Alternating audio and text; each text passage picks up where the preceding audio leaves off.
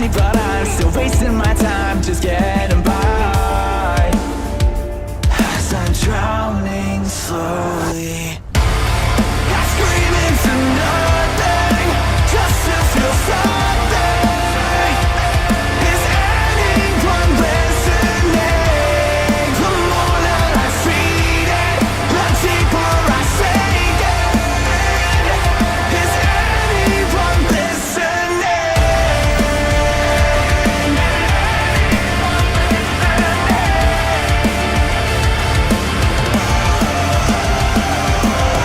Locked up, I'm a prisoner of my mind, and I'm falling apart, pretending, believing that I know I'm not insane.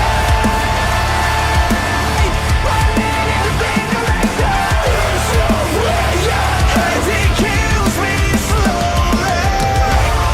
I scream into nothing just to feel something. Is anyone listening? The more that I feed it, the deeper I sink it. Listen for the echo, that's the sign to let go. The echo,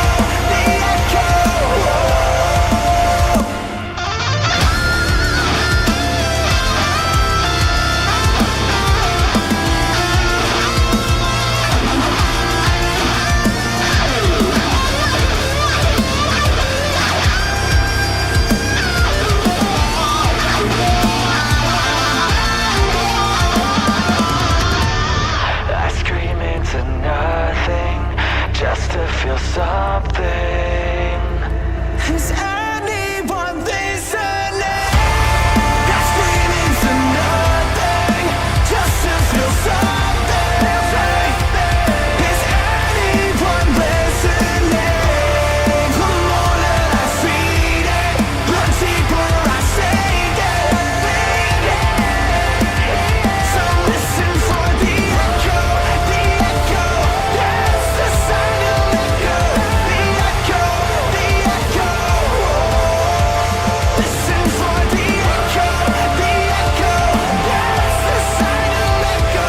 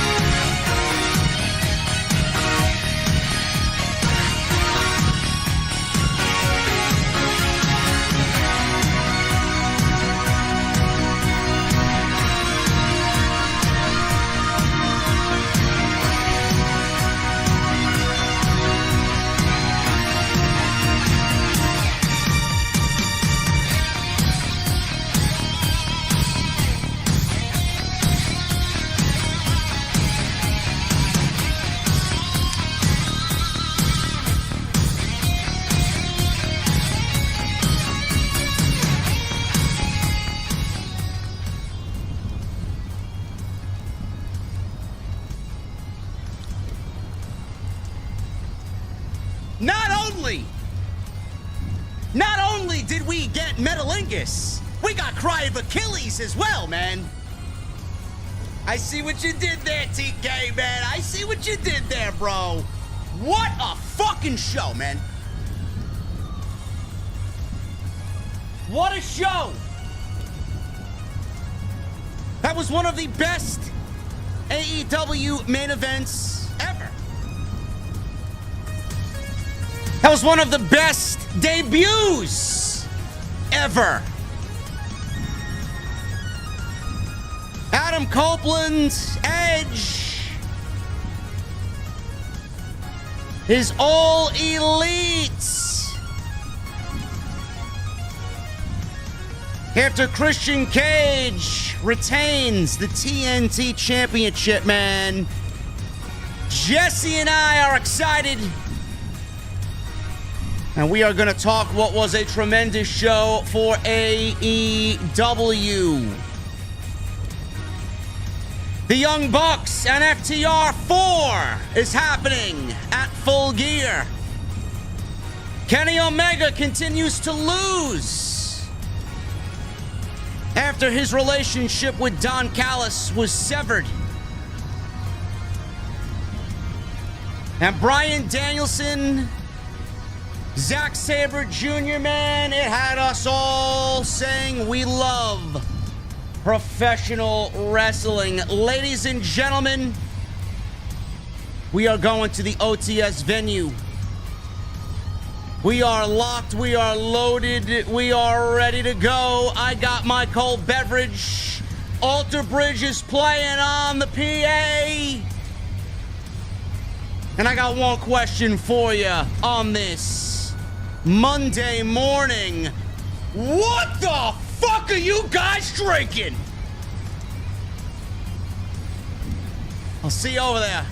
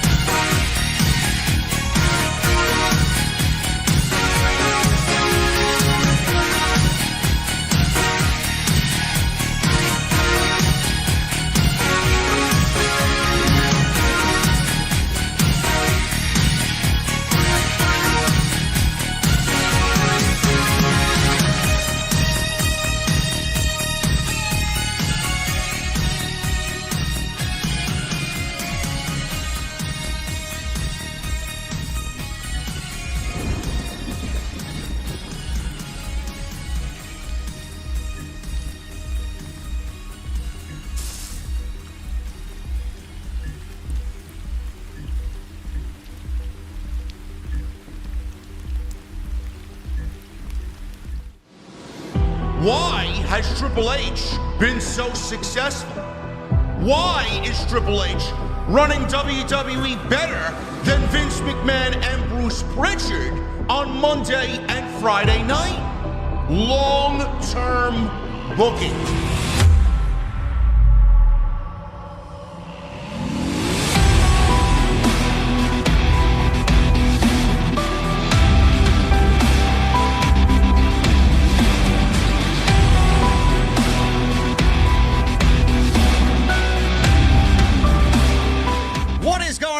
Thank you so very much for joining me right here on Off the Script. This is your AEW Wrestle Dream post show for October 1st, 2023. I am your host, JD from New York, as always, coming to you live from the OTS venue.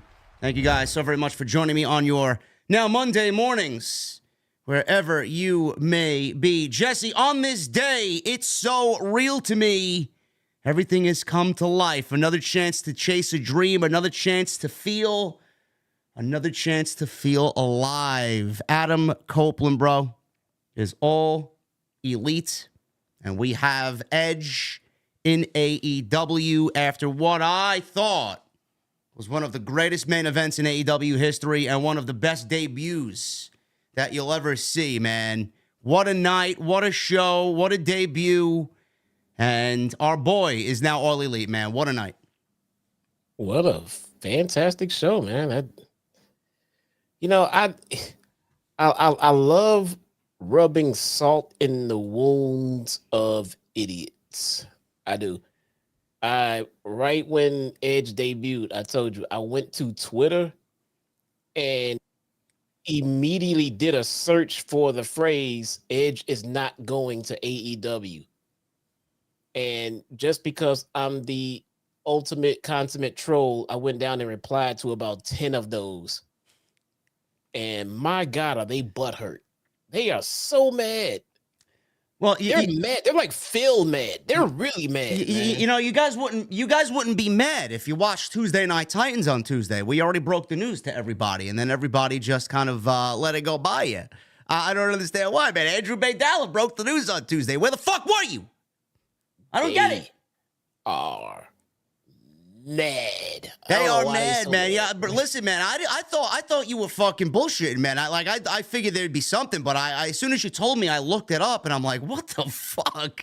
Is everybody really that elitist and tribalistic, Bro, man? Holy shit! They It's are so angry. cancerous. The first time that the rumors broke that he could be going to AEW, oh, you guys who think you get everybody's going to AEW, you guys are marks and stupid. Trust me. He is never going to AEW. I love it. I love it.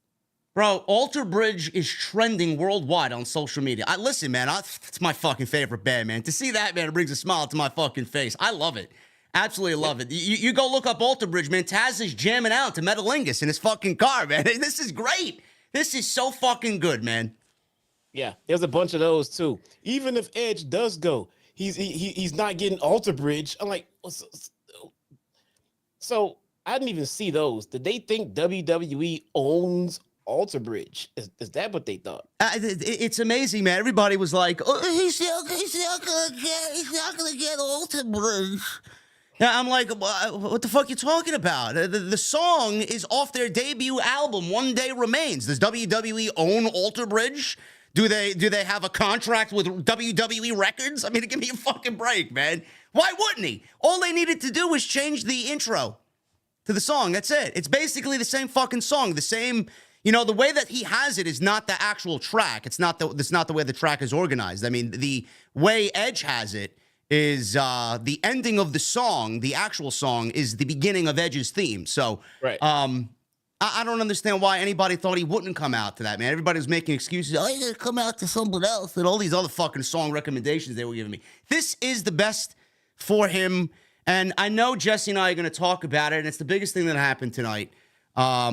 We are both excited for this, and we are both huge fans of Adam Copeland. And this is what I presume the new era was that Tony Khan was alluding to. He's got Adam Copeland signed to AEW, man. We'll get into that immediately, but quickly, man. What'd you think of the overall show, man? This was honestly, I'm gonna be straightforward with you guys because that's what I do. And I did talk to Jesse throughout the show. There were some parts of the show that I felt like it dragged, and that's the norm with AEW pay-per-views. But I say, man, you know, as soon as we got to that 9:30, 10 o'clock hour, man, this pay-per-view hit fucking overdrive, and we were just getting banger after banger after banger after banger. And the second half of this pay-per-view was absolutely fucking tremendous. Yeah, no, I disagreed all the way through because I enjoyed the whole show beginning to end, to be honest. The one part that hit a little bit of a lull for me, and that only stayed until they got to like second and third gear, was FTR and Aussie Open, and I only think it started off slow for them because I felt like that match was kind of in a little bit of a dead spot coming out of that big like 47-man tag match because there was a lot of action that took a lot of the heat from the crowd on that one, man. Yeah. Yeah, I felt the same way about that. I'm sure we'll bring that up as a topic of discussion in a little bit. I did feel that same way about FTR and Aussie Open. Not that it was a bad match, because I think those two teams are incapable of a bad match. It's just following that 6-man tag and how everybody was so hot for that 6-man tag, and mixed with the fact that FTR has been doing open challenges and there's no real heat in anything that they're doing right now. And this match kind of just came about because, you know, they needed a match for the show, and they constructed some weird fucking narrative about why this match should take place on the show. There was no heat going into it. So, you know, you bundle all that up into one big bow, one big present, wrap it one big bow. It's just going to come back and bite you in the ass. Yeah, and that's what happens when you get a match with no heat going into it. It's going to start off ice cold, and you're going to have to rely on the storytelling and the ring work of the guys in the ring, which everyone there was capable of doing, and Yeah. they did that. It just took them a while to get, into gear and get moving and tell their story, and they did just that. And at the end of that match, I was highly entertained, so none of it mattered at the end of the day. So Yeah. Ladies and gentlemen, I want to thank you guys for joining us right here on the podcast. We got 3,100 plus in the stream. I really appreciate you guys hanging out. I see a lot of people saying that this was AEW's best show. I don't agree with that. This is not their best show. I mean, you can't say that about everything that they do. I do not think that this was better than All In. I do not think that this was better than Revolution this year, or in 2021, I believe. This was not their best show. This was not their best show. This was a great show. Don't get me wrong, but I don't. Thing is, I think it was a really, really good show. And sometimes pay-per-views can fall under the, unless it's just some, just time-breaking mega show. Pay-per-views have the tendency to fall under the "what have you done for me lately" category. Yeah. So the newest thing you've seen, and if it was great, you want to put it high up on the tier list. And there's no reason to not put this one up there, man. This was debatably, I would say debatably, one of their best shows. It was a really, really, really good show. Yeah, this was an excellent show, bar none. Top 5, we could talk for sure. Yeah, top one of the top shows of their year for sure. Absolutely, it's probably in the top 3. But yes, I thought they did a fantastic job with tonight's show, and there is absolutely a ton to like about this show. I want to start off, obviously, Edge, and everybody's, wanting to talk about Edge and hear us talk about Edge. We'll get to that, and we'll get to the fucking absolutely tremendous main event that was Christian Cage and Darby Allin to close the show for the TNT title. I want to start off. I want to do things differently today, man. I took Before you do that, let's start with Beth Phoenix's tweet. Apparently, Edge left a note on the refrigerator for Beth saying, "B, heading to walk the dog. Be back in a few."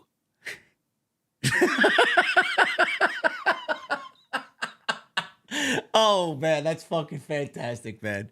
That's so good. And in the way he blocked it, it says AEW. Oh God, love it, man. What a fucking troll, man. So good. What a troll. I want to do things a little bit differently, man. Normally with these shows, I always say the same thing about these long shows, these very wrestling heavy shows. I don't think anybody wants to hear us talk about the fucking move for move breakdown, sequence by sequence nonsense. Right. So I feel I have notes here. I'll look at them when I feel like I need to, but I just want to sit here and have a topical discussion with Jesse on what we felt about, what we were feeling about the show. I just I want to go into this just literally off the script. So I want to start off with one thing that I think universally we all can kind of agree with. Swerve Strickland and Adam Page. I felt like this was legitimately the time in the show where it all kind of started to really go up. I felt like, the first 45 minutes of the show, I wasn't really feeling it. It may have just been me. Jesse felt otherwise. That's okay. I just wasn't feeling the show. But when Swerve and Adam Page got out there, man, it felt like legitimately the show was beginning for me anyway. I felt like this was the time the crowd came alive. I felt like this match had a huge fight feel to it. And I think Seattle is definitely a good reason for that. This was the biggest match, in my honest opinion, the biggest match in Swerve's career. Not only in AEW, but probably in his entire wrestling career. This was the match that you're probably going to look at as being the transcending match that takes him to the next level. We all know he's capable of main event. We all know he wrestles like it. We all know he carries himself like it. This match may get him there. I think after tonight, Jesse, there is no doubt in anybody's mind where Swerve needs to be. It's going to be up to AEW Creative to continue that momentum because Swerve tonight put on the best match of his life, and he proved to everybody that he could realistically, and I believe he will, after tonight, be the first Black AEW World Champion. No doubt about it. Yeah, the only negative I would say to Copeland showing up tonight is that it does kind of put a shadow over what Swerve did in not only this match but this feud with Hangman. And shout out to Hangman and everything he brought to the table in this feud, but Swerve killed it. Yeah, he killed it. I tweeted out that's a Star is Born, man. I mean, it's all about, and this is a lot to do with, and this is a lot about pro wrestling. It's all about the stars aligning for you, and the way that this feud was built. I mean, some of it unintentionally with the way that Hangman was booked in AEW from the very beginning of the start of the company, versus the way Swerve has been booked, which is like we're on document, saying that it's been like trash. Yeah. It could be so much better. All of the stars are aligning with Swerve having enough of being held down by a system, with Hangman just cruising in his little boat of just being protected, and then coming together in Seattle, hometown for Swerve. It all felt right. It all felt like a feel-good moment. Swerve was the ultimate heel coming in, and Seattle made him feel like the hometown hero.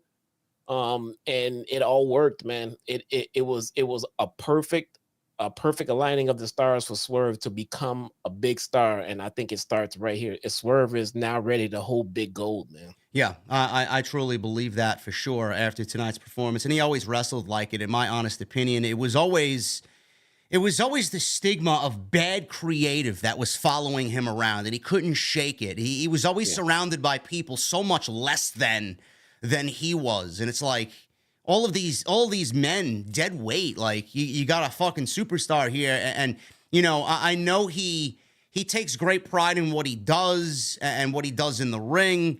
And I know some of these guys, we've documented this time and time before, they don't want to hear that type of negativity because maybe the truth hurts at times, but it was never a knock on what he was capable of doing in the ring.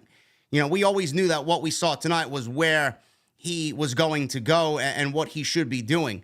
And this was a breakout performance for me. There was a report, Jesse, that I talked about on an extra that I uploaded today earlier on the channel. If you guys want to go check that out, some really good stuff in there. There was a report that a lot of the ex-WWE guys find that AEW could be a career downgrade for them. Depending on who you talk to, that may be true. Guys like Andrade, Miro, Malachi Black, who have all documented that one point or another they want to go back to WWE.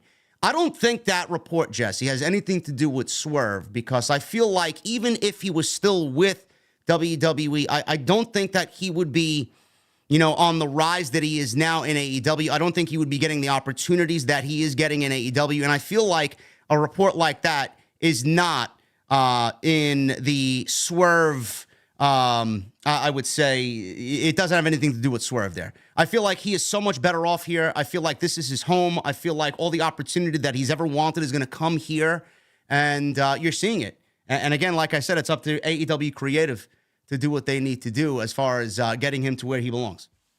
I don't. So the way that report came out and the way it's worded, is the one thing that people are trying to hang on to for some reason, and I think that's just it, the way it's worded, because I don't think there's anyone on the planet that would say that AEW is a bigger wrestling promotion than WWE. No, and I said that same thing in the video. Like, I mean, why is it a downgrade when obviously money is not an issue? Tony Khan's going to pay you just as much as WWE is going to pay you, especially now with the fucking sale. And it's almost as if the people are thinking the creative is any better over there than it is in AEW. I mean, it's just about the same. It's like, why? Well, that's what I mean. Like, so if everyone can admit and collectively admit that WWE is the bigger wrestling company, then, I mean, if you want to say that going to AEW from WWE is a downgrade, well, if we can all admit that WWE is the bigger, larger company, more of a reach, more viewers weekly and everything else, then yes, statistically and by logic, yes, AEW would be a downgrade, because you're going from a brand that has more reach and is on more television screens and goes to more countries and cities and everything else, to a company that doesn't go to as many. Technically, yes, it's a downgrade. I mean, and it's about your wording, though. If I want to say that, hey, I'm gonna I'm gonna downgrade from a Ferrari to a fully loaded Corvette. Is it a downgrade? Well, yeah, technically it is a downgrade, but are you suffering? No. No. I mean, it's not, you know what I'm saying? It's a downgrade, but it doesn't make the downgrade bad. That's what I'm trying to say. You know, if you switch one job, you know, from making $500,000 a year to a job making $450,000 a year, it is a downgrade. But are you suffering? No. You know, are you just buried? Is it nothing for you? I mean, it's just the way the report was worded. It's really disgusting, and a lot of people are going to make a tribalistic thing out of it. And I said that, like, everybody that starts in the industry wants to go to WWE. They want to wrestle at WrestleMania. They want a WrestleMania moment. But is wrestling at All In front of 80,000 people such a terrible fucking thing? Like, I don't understand you fucking people. I mean, the way they want to word it and put it and present it, like, you're downgrading. Okay, I mean, so what? I'm going from the number one company to the number two company. By logic, yes, that is a downgrade. What is your point here in this particular discussion? What are you trying to put across? I mean, the company doesn't suck. It's just not as big as the company they're coming from. Yeah. Who gives a shit? Yeah. No, I totally agree. And oh my God, man, you guys are fucking crazy.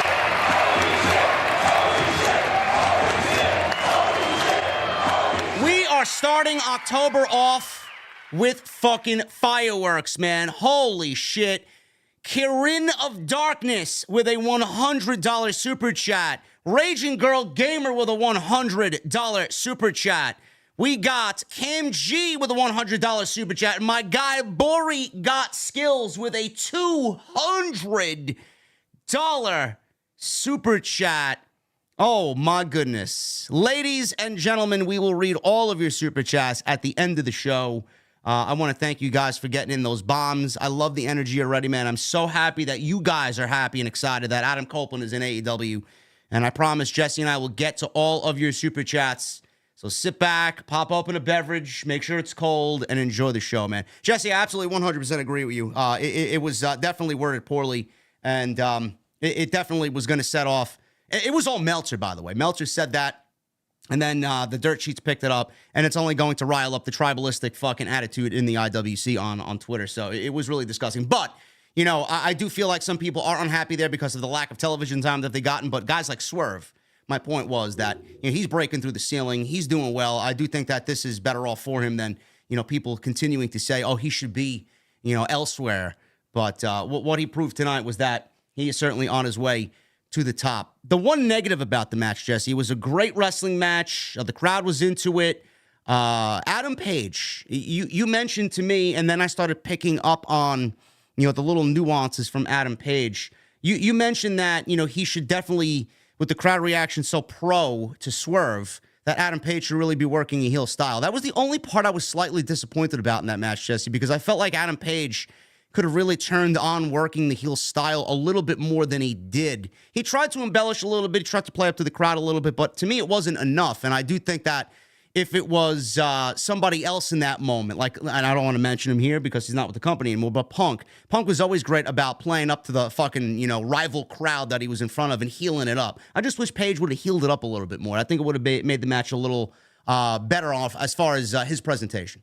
Yeah, I agree. They definitely worked a heel babyface dynamic in reverse to their actual gimmicks, you know, because Swerve is the heel coming in, but Swerve took a significant amount of the heat, you know, and Page was, you know, giving it to him and everything else. And I could agree with that. In that time that where Page worked on top for most of the match, he could have healed it up, you know, for the crowd and you know, to get Swerve's comeback spot, you know, a little bit more juice. You know, he definitely could have worked a little bit more because the crowd was all over him, man. They was all over him, so that he could have taunted them a little bit more. Sure, you know, they did work a heel face dynamic in reverse, you know, but yeah, I could agree to that. Page definitely could have beefed it up a little bit more for that match. You know, can we shout out Prince Nana for a second? You know, He's so fucking, you know, good. and listen, I'm not even joking either. You know, I wasn't a big fan of Swerve's theme. I just didn't think it was impactful, and I said this to Jesse tonight during the show via text. You know, Prince Nana has actually made Swerve's theme song a banger, honestly, with his presentation and the way he comes out doing the whole dance and his whole act out there. I mean, it's taken the whole Swerve package and kind of somehow enhanced it, Jesse, with just that little thing that he does outside of the ring when Swerve is, you know, about to get in the ring. He's doing his little dance and his shuckle out there. I mean, something so simple has kind of made all the difference in Swerve's presentation on television. Yeah, I was always a fan of Swerve's entrance. I was digging that beat. But I like the whole different dynamic that Nana brings too. You know, Nana brings a little bit of levity, which if you watch Swerve long enough, you know, he's got that little bit of I don't want to say comic relief, but he can be funny at times, you know, when he wants to in his promos. But with Nana there, he doesn't have to. He's all fucking business, and Nana can be the fun and games. And look how Nana had the crowd moving for Swerve. Yeah, you know, that gives Swerve the ability to get the crowd moving without being so fucking animated. He can still go out there and just be the beast that he is. He's the fucking mogul, man. And I like the other night where he calls the fucking shots, where he wanted to go out there to this contract signing and be all about business. Yeah. So he told Nana to shut that shit down. Not tonight. Not tonight. I like that. Oh, I like everything about that shit. Yeah. I love it. Yeah, it's just common sense. It's common logic. You know, there's a time for fun and games. This is not time for fun. This is you know, serious. So, you know, it's just played into how important this match was because, you know, he did say that he wants Page's spot. He came for Page's spot. He beat Page tonight. Theoretically, he got Page's spot. Now he should gain a little bit more momentum and really be rewarded for winning over Adam Page tonight. So, yes, I absolutely love that myself. As far as the match is concerned, I thought it was probably the best match that Adam Page has wrestled all year, easily. Number one. Number two, it was probably the most important match in Swerve's career. And the ending was very good. I didn't know what exactly was going on with the ending, but Hangman actually landed a buckshot lariat on Swerve. He started clutching the arm because that was the story of the match, and he was in pain. And he worked off of several of Swerve's armbar submissions. So that's where the buckshot lariat came into play. He hit it, but he wasn't well enough to make the cover there. So by the time he crawled over and made the cover, Nana actually put Swerve's leg on the bottom rope, but the referee actually saw it all go down. The referee sent him to the back and kicked Nana out of the ringside area. Hangman turns his back on Swerve and starts cursing at Nana. Nana retreated. Hangman then set up for another buckshot. Nana ran back to the ring to yell at the ref, which distracted the ref. But all the while, before Nana actually vacated the ringside area, he threw Swerve a gimmicked, looked like a scarf or something. Something that he pulled off his head. Because his crown. His crown. Yeah. And he leaned back on Hangman for a 2 count after that spot. Swerve seen this, picked it up, and he nailed the crown right to Page's head.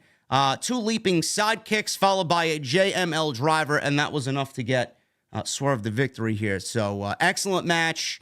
The ending played into the fact that, you know, not only does Swerve want Page's spot, he will do anything, and I mean anything, to get that spot. And that's what the story of the match was here tonight. Afterward, Swerve's music played, and all of the Mogul Embassy joined Swerve on the ramp to celebrate. Excellent stuff. And I'm very happy to see what he continues to do on AEW television, if the creative side of things allows him to continue to ascend. But now we have a problem with Swerve going forward. What's that? Because this guy needs gold around his waist after tonight's performance. I see. I have already seen people say on Twitter, "Oh, Swerve should beat MJF." No, he's not. Not yet. No, not now. No. He's not ready to beat MJF. And please don't misconstrue what I said. I'm saying not now. I'm not saying that he can't. I'm just saying not now. It doesn't call for it. Yeah. So now the problem is you need to get gold around Swerve's waist, and these mid-card titles are not enough. He's already above that shit now. So now they have to keep him hot, while they keep him away from Max. That's the key. I think that's going to be a problem. That's the key. If they thrust him right into Max, now he's got to take an L from that one, and then they got to try to, keep his momentum going from that. I would like to keep him away from Max until it's time to take the title off of him. I mean, where do you even go, Jesse? To make a logical guesstimation here, he beat Adam Page. Kenny is tied up with Don Callis. FTR is going to be taking on the Bucks. What else is there for Swerve to do? He can't be doing anything else with the Elite. Where does he go? I mean, what's the right direction for him? Do we put him against Ray Phoenix and have him take the International Championship? I don't know what you do. I mean, some people in the chat are saying he's kind of dry without gold. I mean, that's kind of an unfair assessment because you don't want to really say that because then you're taking away from Swerve's character work, and you don't really want to do that. But where does he go? I don't think that's an insult. I think saying he's dry without gold right now, meaning that he's so hot, he should have some gold around him. Is what they're trying to say. Like he should have some top gold around him, and it's just not the right time for Max to lose. In a perfect world, I know he's tied up, but in a perfect world, after beating Hangman, I would like to see Swerve go off and then beat Kenny Omega. I mean, I'd like to see that myself. I do. On one hand, I hope, and it all sounds good. Whatever Jesse and I are talking about, it all sounds good. They should do this, and we're excited for Swerve, and he's a great fucking talent, and he's a world champion caliber pro wrestler. Great. It all sounds great. But, time and time again, what has AEW done when we've said the same thing about Wardlow and Will Hobbs and Ricky Starks and everybody else that they tried to push and then seemingly just Keith Lee and seemingly just forgot, Jesse? It's tough to really trust, that they're going to do the right thing because how many times before have they failed at doing the right thing? And that's where you get weary and you got to start to get worried. You got to find a way to keep him hot. You don't want him to fizzle out, but you don't want him to have him just burn through straight to the top to put him in a feud with Max and then have him lose. And then I'm worried that he just can't be forgotten about at that point. Yeah. So I think it's key to keep him in hot feuds. I saw someone asking, what do I mean by he's above the mid-card titles? I feel like the mid-card titles are tossed around and thrown around so much that they've all lost value. I feel like I saw people saying, and I 100% agree with this, the match with Swerve and Hangman tonight felt like a big match main event. Yeah. And there is no mid-card title right now that would fit as far as being a big match main event. I mean, I know we had the match tonight with the TNT title, but the story in that match is what carried the match tonight. It was the feud and the story behind it and everything else. Yeah. The title being on the line, great. That justifies it being in the main event. But that title that's been, tossed around lately. Right now, it feels like Swerve is on par to win a title that has some relevancy, something that has some value behind it. And all these other titles are just being passed around like it's a joke, man. MJF is holding the real title right now. So it seems like Swerve should be in the conversation, to be honest, to be in a match with MJF for the world title. I mean, that seems to be the logical trajectory right now for him. I just don't want him to. I don't want to see him lose that match though. Yeah, and nobody's ready to see Max drop the title anytime soon. It's not time yet. You would know if it is. It's not time yet. I see some people in the chat saying that a rematch with Adam Page could be where they go next. That's great. I mean, I don't mind the second match, and this could really kind of bring out the animal in Adam Page. He was kind of lackadaisical, and he was everything that Swerve was saying. He took everything for granted. Now Swerve kind of woke up the beast from within. Possibly that's the story in which they could go. But then again, at that point, what are you going to do? You're going to risk 50-50 booking, or you're going to give Swerve the fucking dominant victory, go 2-0 over Page, this time clean, and settle the score, and then move him on? Because I don't mind the second match as long as they do the right fucking thing again. That would have to be the outcome. I mean, it was a fuck finish. So yeah, I mean, if we do another one, it needs to be a straight up match. Put him in a cage, whatever. But he needs to go over clean. The Swerve. Yeah. But at that point, after that, now I'm really ready to put him in a world title match, though. I mean, well, I mean, at that point, we may be ready. Who the fuck knows where MJF goes with his storyline? And that's where we're gonna go next. Because I want to talk about MJF alone tonight, defending the Ring of Honor Tag Team Championships against Dutch and Vincent of the Righteous. we talked about the masked man, the devil, that showed up at the end of Dynamite. Jesse and I really went deep into it on Wednesday night. Go and check it out if you missed that live stream. Excellent stuff from both of us there. Really great discussion. Surprisingly, Jesse, there was really nothing made about the mask or the attack. They showed a replay of it. Max brought it up on a pre-match promo before he got in the ring and wrestled and said somebody went into his locker room and stole his mask. And he said that he was not the man underneath the devil mask. That's all we got. We got a tag team match, which was a handicap match here, 2-on-1 for the tag team titles. Max went in there 10 minutes, and he beat both Vincent and Dutch in the Righteous, and he retained the Ring of Honor Tag Team Championships. Now, I love the fact that Max is so entertaining, and I love the fact that he took another basic fundamental wrestling move in a body slam, put it over big by hyping it up in the pre-match promo, saying that he was going to slam Fat Boy, Dutch, and body slam him in the middle of the ring and then retain the tag team championships. I love that they did that, Jesse, because coming into this thing, believe it or not, Max may say otherwise, and, other AEW elitists may say otherwise, but the match at the end of the day had no fucking heat. Let's be real. The match had no heat. That's not taking anything away from MJF. That's not taking anything away from what he does in the ring. The match legitimately had no heat. The Righteous won this battle, this fatal four-way, whatever the fuck it is, battle royal. I don't know what the fuck it was. I don't even remember. It happened on Rampage. And they got a tag team championship opportunity. A lot of people were complaining that Max should be defending the world championship. Fine. If you want to think that, fine. But, Jesse and I have talked about Max in the world championship. He's defended the title against Adam Cole at Wembley. He's defended the title against Samoa Joe at Grand Slam. Why do you want Max to defend the fucking title in a nothing match, in a nothing feud with no story behind it because it's a pay-per-view?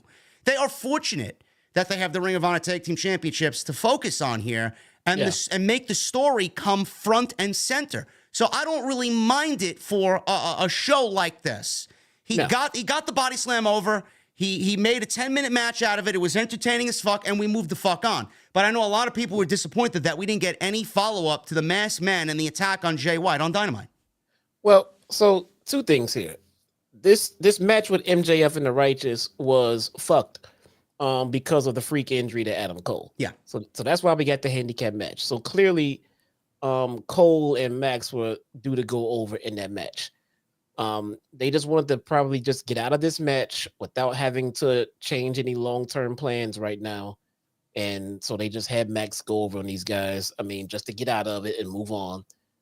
Max does not have to defend the title at every fucking pay-per-view. No. Roman Reigns has not been on TV in about 7 to 8 years. I mean, what is Max is here. I mean, he's got a microphone. If Max is on my TV with a microphone in his hand, I don't want to hear any complaining. I don't care what he's doing. Nor should you be complaining. He's on TV. Yeah. Yes, that's it. Dude, he's on TV with a mic. He could be sitting at home waiting for the next pay-per-view to defend the title. But instead, he's on TV with a mic in his hand, still somehow pulling off this babyface gimmick. And the fans are eating it up. The fans are eating it up. He's getting fucking body slams over. He's getting double clotheslines over. He's getting fucking kangaroo kicks over. Yeah. I mean, we're not even wrestling the Aussies. He's still doing a fucking kangaroo kick, and the fans are eating it up. That's great shit. So when Max says, "Have they ever booed or ever been disappointed during one of my matches?" No, the answer is no. It doesn't matter who the fuck he wrestles. He could wrestle a fucking Victoria's Secret mannequin. It's going to get the fucking match over. It doesn't matter. But the thing is, people like to complain because he is at a level where he's the world champion. People are going to compare him to the likes of Roman Reigns, and he should be defending the championship. I don't really think so, because story trumps everything else that's going on right now, and Max has put in the work with that world championship. Nobody should be complaining. No, when Max is involved in a title feud with some build, then he will defend the world title at a pay-per-view, period. We're not just gonna throw him in a title match because a pay-per-view is upon us and he needs to defend it. No. If anything, if you want to go that route, if anything, he just needs to be on the show. And he was. Yeah, the only problem, listen, I have to call shit out because that's what I do. The only problem that I had with this match. It was entertaining. Max got the match over. He went in there, in and out, boom, boom, boom, 10 minutes. He retains the tag team championships. The only problem that I have with this, Jesse, is Vincent and Dutch.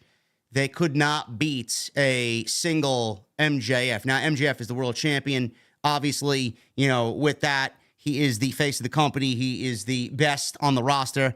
That's why he's the world champion. But in any situation, I have to call it out, because if it was WWE, I would do the same thing. Two guys can't beat one guy. It does make them look less than. I don't know what the future holds for the Righteous. I don't know what plans Tony Khan has for the Righteous. Apparently, they have garnered a little bit of fanfare. People like their presentation. People like their shtick. But them losing this match 2-on-1, Jesse, it does fall into the realm of illogical booking.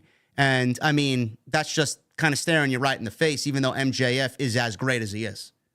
Well, at times we've had the world tag champs, in a promotion facing the world champion, and the world champion would go over, and we would call that as bullshit because these are the damn tag champions. Yeah. The Righteous is very new to TV. Yeah. To the TV audience, guys. I know the Righteous is not new. Please don't start with me. But so yes, Jesse's correct. They're new to AEW television. They haven't gotten a video package or anything. I mean, they're involved now with the MJF story because of the vignette that they cut on Wednesday, but they're not an integral part of the show. Correct.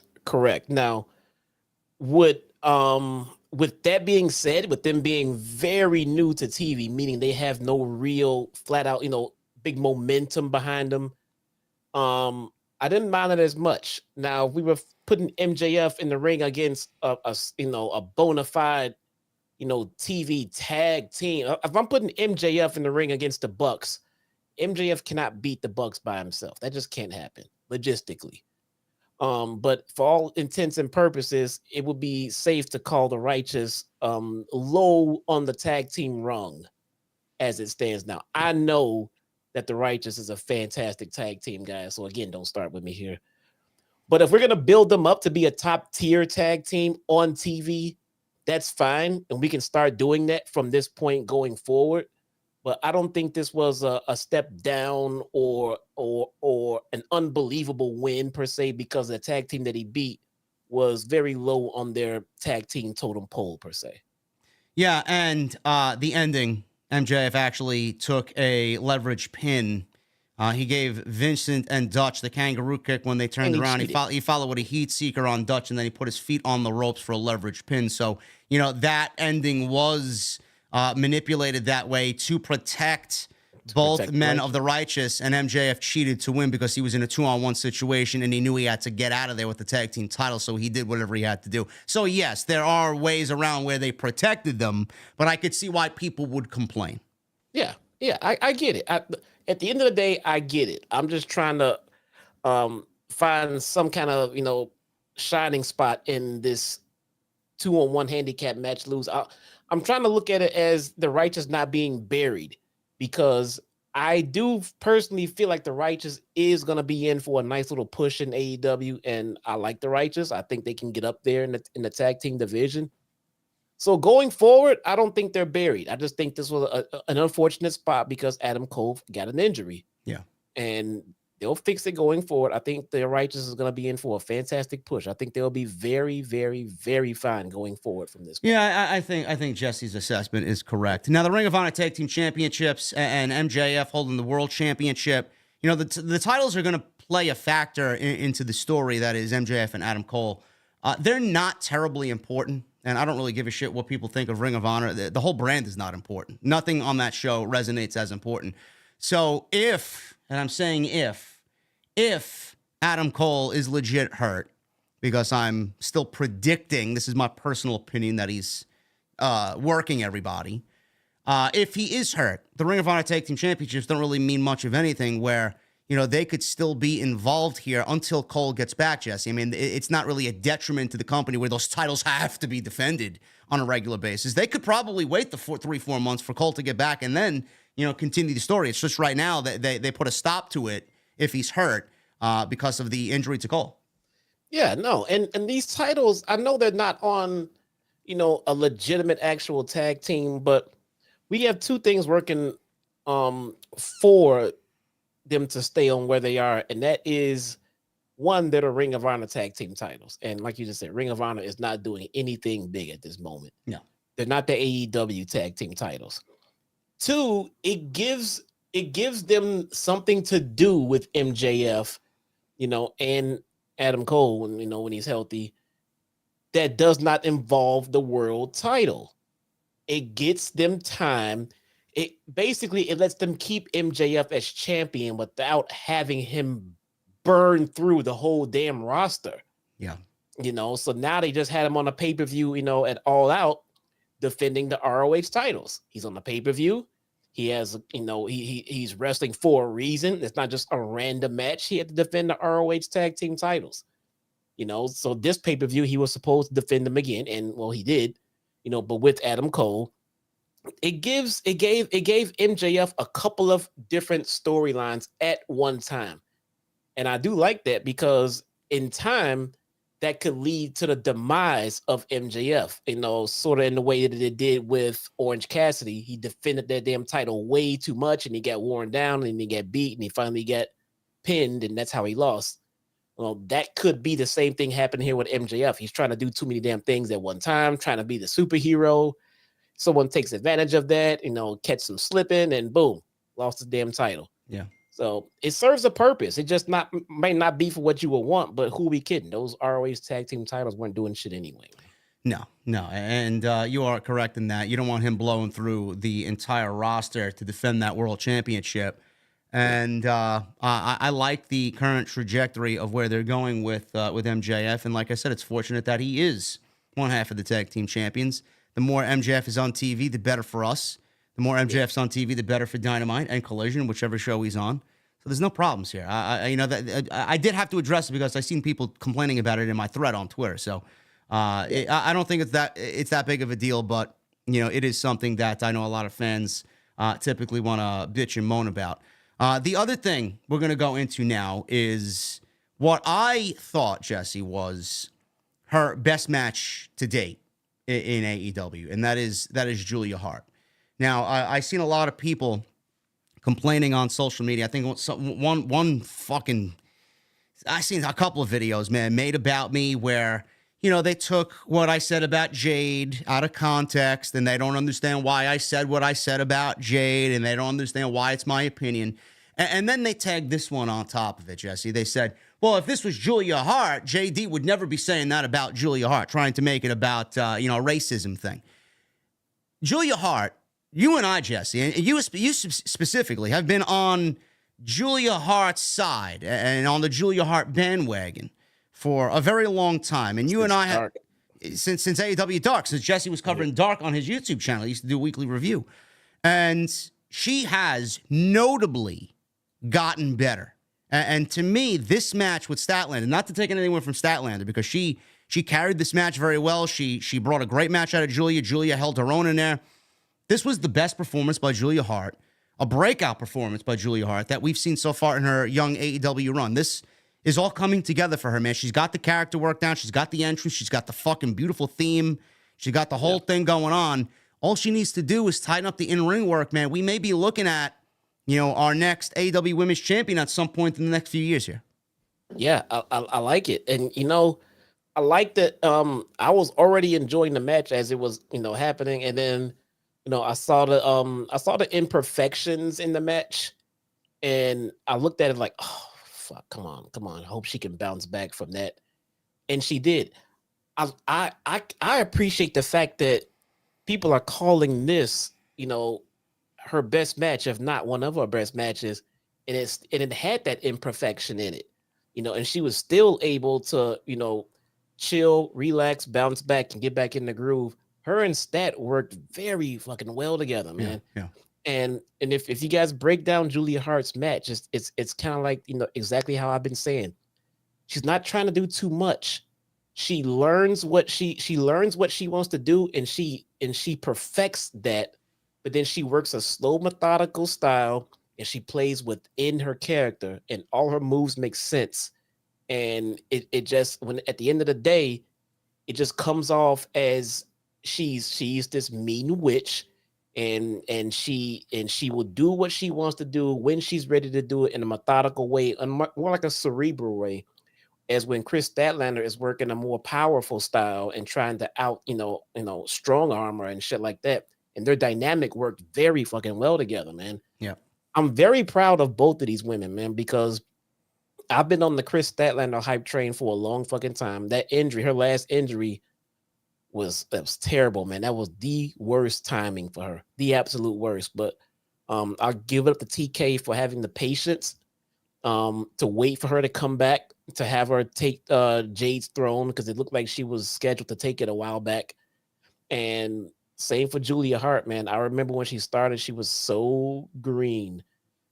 She was green like a lot of the women on Dark, and the fact that those women are still at that level, and Julia's now up to the level where she is right now. I'm very proud to have called her matches on Dark, and it's good to see her make to where she is. And yeah, I think she is going to be a women's champion very soon in AEW. Man. Now, what do you mean by imperfections? What was the imperfection that you seen in the match? Because the only thing that I've seen or I saw tonight personally was the fact that, you know, there might be a little bit of miscommunication, you know, dancing in the ring there, trying to set up for the next spot and going into the next sequence. But that's the only thing that I really kind of picked up on. What did you see as an imperfection? She kind of stumbled and tripped on a senton bomb she was trying to drop, because she tripped over a stat and she was trying to go for it was like that like the Samoa Joe senton. Yeah. And she kind of tripped and over it and came back, and it wasn't the best of looking spots, but again, she didn't let it get her down. She got right back into the groove of it, and the match still came off as a banger. But that's what I mean, though. She's not perfect in the ring by any means, but my God, is she improving? And I compare it to, and you didn't believe me then, but I'm gonna say it again. I compare it to, what's the name? Marina Shafir. When she started in AEW, man, she was really, really bad, man. I mean, there's just no sugarcoating it. I'm sorry. But the last time I saw Marina Shafir work, she had that same mentality of she works now a slow and methodical style. She uses her gimmick to dictate her moves. And the way that she works now, it didn't come off as bad and as cringe as it did when she started. Yeah. And I kind of hope that they would have kept pushing her and kept going to see how far she can go with it. But the same thing for Julia Hart, though. I mean, she's not out there trying to learn 20 new moves at a time and then botching it. No, she'll get a couple down packed, and she'll work slow, methodically, and work within her gimmick to make it all make sense in the ring. She's telling a story as opposed to trying to put on a 5-star match, which is what you're supposed to do. Yeah, I agree wholeheartedly with that. I mean, it's also great when you got Brody King, Malachi Black, and Buddy Matthews to fucking learn off of. Who Yes. You know, Buddy Matthews is one of the best pro wrestlers on the face of the planet. I've said it for years. Malachi, you know, he works that slow, methodical style, but also can ramp it up when he needs to, depending on the opponents. You want him to fly, he'll fly. You want him to fucking get in there and work a fast-paced match, he's going to work a fast-paced match. Brody King has that slow, methodical style. So, you know, he was out there with Julia Hart. I could see him kind of lending his knowledge and advice to Julia, and she's really been picking up on that, and it's kind of transitioning into what she's bringing to the table in that ring. So it's a beautiful thing to see. And Jesse and I've always said this for years. We watched NXT Black and Gold on the WWE Network on Wednesdays when it was at 1 hour. The one thing that we loved about the show is watching all of the PC talent and all of the talent that run through the NXT system grow and mature, working from Full Sail and making it to a takeover. You just see night and day, year after year, how much better they've gotten, and that's the kind of journey we've been on with Julia Hart. She's not even at that takeover level yet, but she's certainly on her way there, bro. Yeah, no, absolutely, man. You know, it's a beautiful thing. It's good to see. You know,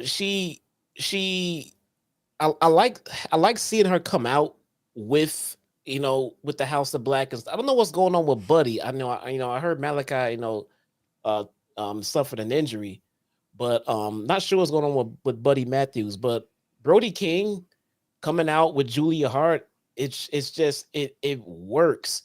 You know, she's very small in stature and things like that. So when she gets in the ring with the bigger women and women with you know, with crews and out there, you know, with factions and shit, you know, Brody King standing out there with her, and then that just nullifies all that extra bullshit. No one's gonna do fucking anything to her while Brody King is standing out there on the outside. I love I love the whole dynamic. Yeah. Julia Hart came close to winning the title, but Statlander retains the TBS title. Julia applied her Heartless submission hold That was after there was a spot where Statlander kind of I guess, weaseled into position there where Julia went up top for a moonsault. She scored a near fall off the moonsault. Statlander grabbed the bottom rope for a 2 count and broke the hold. So she put her foot or her boot on the bottom rope. Julia then applied her submission hold. Statlander stood out of it, hoisted Julia up into position for a tombstone, and then she landed Sunday Night Fever for the win. And that ended Julia Hart's 28-match win streak.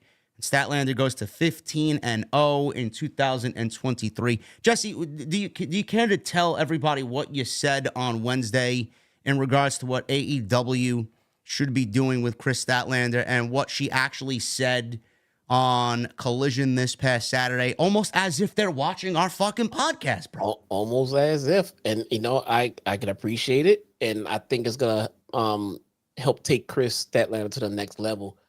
But yeah, on this show, on Wednesday, I said that if Jade is gonna, leave AEW and pop on over in WWE, and the last thing that she did was put over, and hats off to Jade because she did just that. She put over Kris Statlander not once but twice before she left. Jade was walking around AEW as that bitch, Miss Undefeated. No one can beat her. Kris Statlander did it twice. That needs to be brought up. That mojo needs to be carried. That is a lot of investment you put into Jade that Jade has so kindly given to Kris Statlander. So they need to play that up. They need to come out and make sure that she says and reminds people that she is the one that beat Jade Cargill and everything else, especially since Jade is going to be out there in WWE being presented as this unstoppable killer. Kris Statlander should be like, hey, I beat her. And sure enough, on Collision the other day, Kris Statlander came out there with a live microphone in front of the camera and said, don't forget, I'm the one that defeated the undefeated. And I'm like, I was sitting there watching it. I'm like, boom, thank you. Who over there is watching the show, man? I love to know, man. You're taking pointers over here from OTS. I love it. Keep that up. Put Kris on a fucking tear. They brought up the fact that she's 15-0 in 2023. Good. Now we're talking streaks. I'm the one that defeated the undefeated. There we go. Good. Now as Jay gets over there and starts becoming this super monster, bring Kris Statlander out there every week. Yeah, I don't know who's over there doing whatever, but I'm beating everybody, including those talking about how they're undefeated. Keep that energy going. If you ever turn Kris Statlander heel, which probably would not be a terrible idea, that mentioning would even magnify and get even more intense about how she's unbeatable. She's already taken down the queen, who thought she was the queen. Use it. All of them wins that all these women laid down for Jade can't just walk out of the window because Jade is gone. Kris Statlander holds that momentum and holds that mojo. Use it. Use it for her. Should I be wearing that shit around my fucking neck, man, as a symbol of T-shirt out of my final, my greatest kill? It's like when someone wears dog tags from someone of a fallen fucking soldier, man, on the battlefield. That's what Jade should be doing, wearing the blood of Jade around her fucking neck. You should be T-shirt, all of it. Kris needs to be your new Jade. Essentially, Kris needs to be your new Jade. I think she has it in her. I know she can work that style in the ring. If it's not working as a baby face, I get it, but I know it'll work as a heel. So just make sure you keep her momentum going, and you have a star right there in Kris Statlander that you invested into Jade Cargill. So you're not losing anything as long as you keep Kris Statlander fresh and strong. Please keep her strong. Is she really 15-0 is what I want to know. Has she wrestled 15 matches this year? Maybe, with the fucking open challenges that she does, right? Probably, but between Rampage and Collision and Dynamite, probably. Yeah. Great match. The lone women's match on the show. Good stuff from both women. Love to see a little bit more out of that TBS Championship as far as story, but I won't hold my breath for that one. Eddie Kingston defeated Katsuyori Shibata to retain the Ring of Honor World and New Japan Strong titles. This was a hard-hitting match, as you would expect, between Shibata and Eddie Kingston. I'm going to be brutally honest with you. I didn't really care for the match itself and what it meant, but this is something that Eddie Kingston wanted. We all love Eddie Kingston. He wants it. He's going to get it. He's deserved it. He's earned it. Hard-hitting match here, Jesse. Went about 10 minutes or so. Clearly, this was put on the show because Kingston wanted Shibata, and obviously, this is a match that Tony Khan thought would pay homage and a great tribute to Antonio Inoki. And Eddie Kingston wins here in about 10 minutes. They went back and forth with some spinning back fists, and it was a really hard-hitting affair. Shibata hit a ripcord chop into a Cobra twist. Shibata switched to an octopus hold, and Kingston then collapsed. He nearly faded, but he got to the ropes to break the hold. Spinning back fists until Shibata charged with a punt kick into the corner. Striking battle here between both guys. Kingston hit his back fist, and then Shibata kicked out at a 1.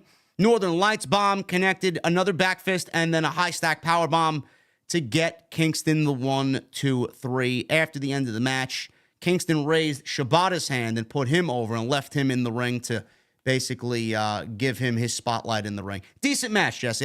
Honestly, I just didn't really care about what the story was here or why this match was happening, but you gotta love Eddie Kingston. Anytime Eddie Kingston's on TV, it's always good shit. It is. And I like the placement of this match. Yeah. Get it out there nice and early because basically it was, no real story in it. It was just watching, two good wrestlers go out there and have a good wrestling match for a title. Yeah. And get it out of the way early. The match was not bad. Like I said, it was just no heat going into it. But for me, it felt more like a pre-show match, and that same for the MJF, handicap match. The first 2 matches really felt like pre-show matches, but which is fine. They got them in early, got them out of the way, and then the hard-hitting stuff, the stuff with the storylines and the longer matches, they came after it. So this match was not offensive to me. That's why at this point of the show, I was still enjoying the show. Like, I'm still enjoying the show. It's a really good show. Yeah. We go from that to the tag team title opportunity. Fatal 4-way here. Winner of this match gets a future shot at FTR or Aussie Open. This was before the tag team title match happened later on in the night. This happened earlier. Obviously, now we know FTR are still the tag team champions. The Young Bucks. We got the Lucha Brothers, Orange Cassidy and Hook. And then we have the Guns, Austin and Colton Gunn. Obviously, the Bucks, everybody hates the Bucks. Everybody's complaining about the Bucks. They have the Ring of Honor 6-man tag team championships.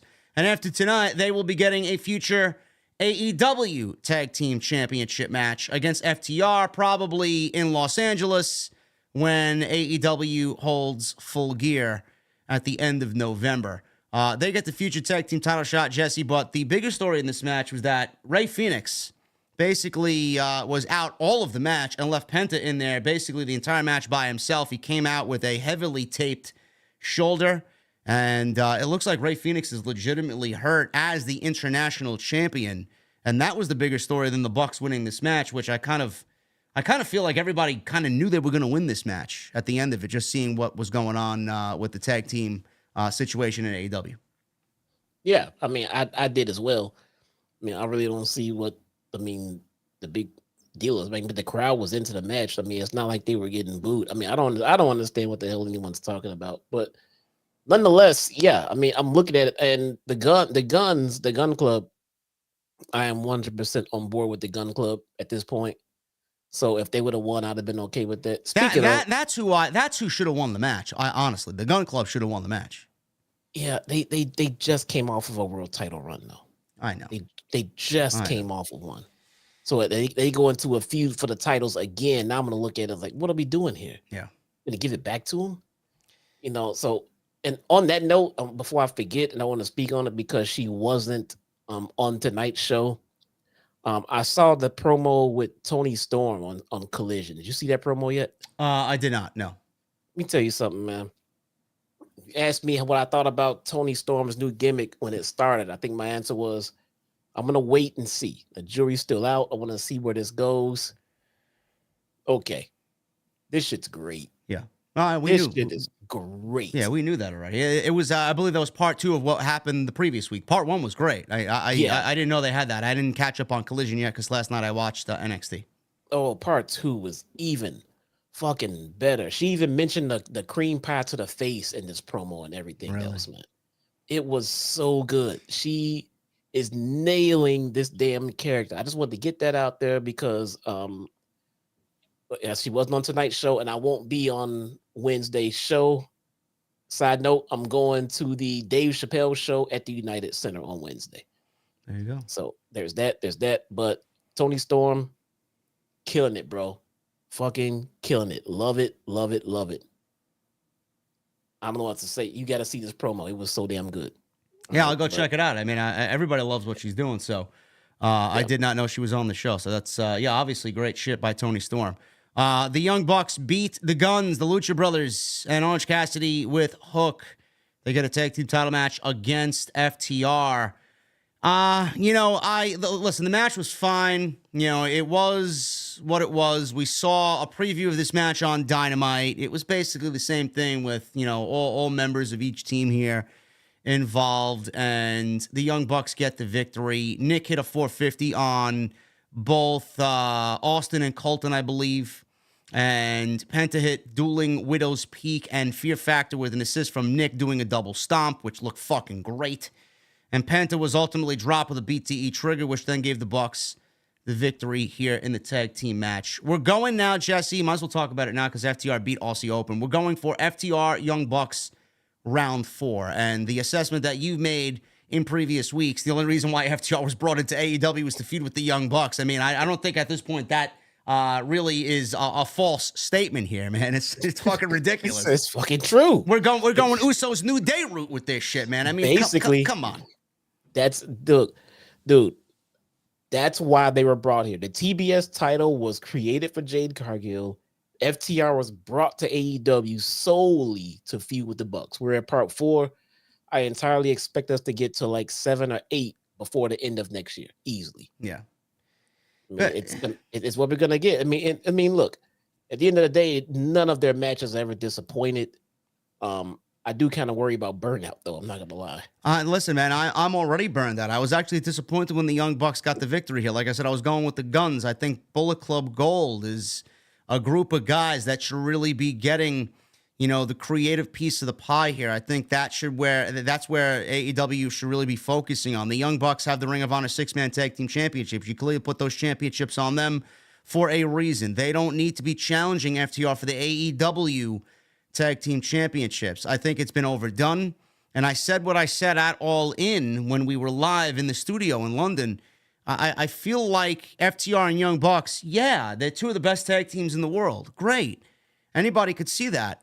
But the matches that they put on, though they are very good, I don't think that these 2 teams put on matches that are better than if FTR went in the ring against Bullet Club or did what they did with the Briscoes or the Young Bucks and what they did with the Lucha Brothers. I feel like we're just beating a dead horse here, bro, with the Young Bucks and FTR. Yeah, the matches are fine, but if you're expecting some fucking, oh my God, you can't miss this fucking match tag team classic that's going to go down in the annals of history as the greatest tag team match ever, I think we're well past that, man. It's like, what are we doing here?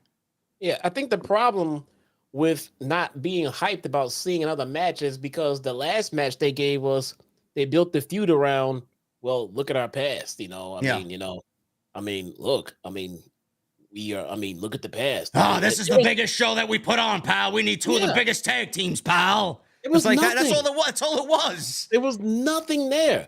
So if you expect us to get hyped for this match, like, how can you? I mean, you can get us a build that could get us hyped for this match. I do entirely believe that, but just putting it on paper is not get us excited anymore. It's match number 4.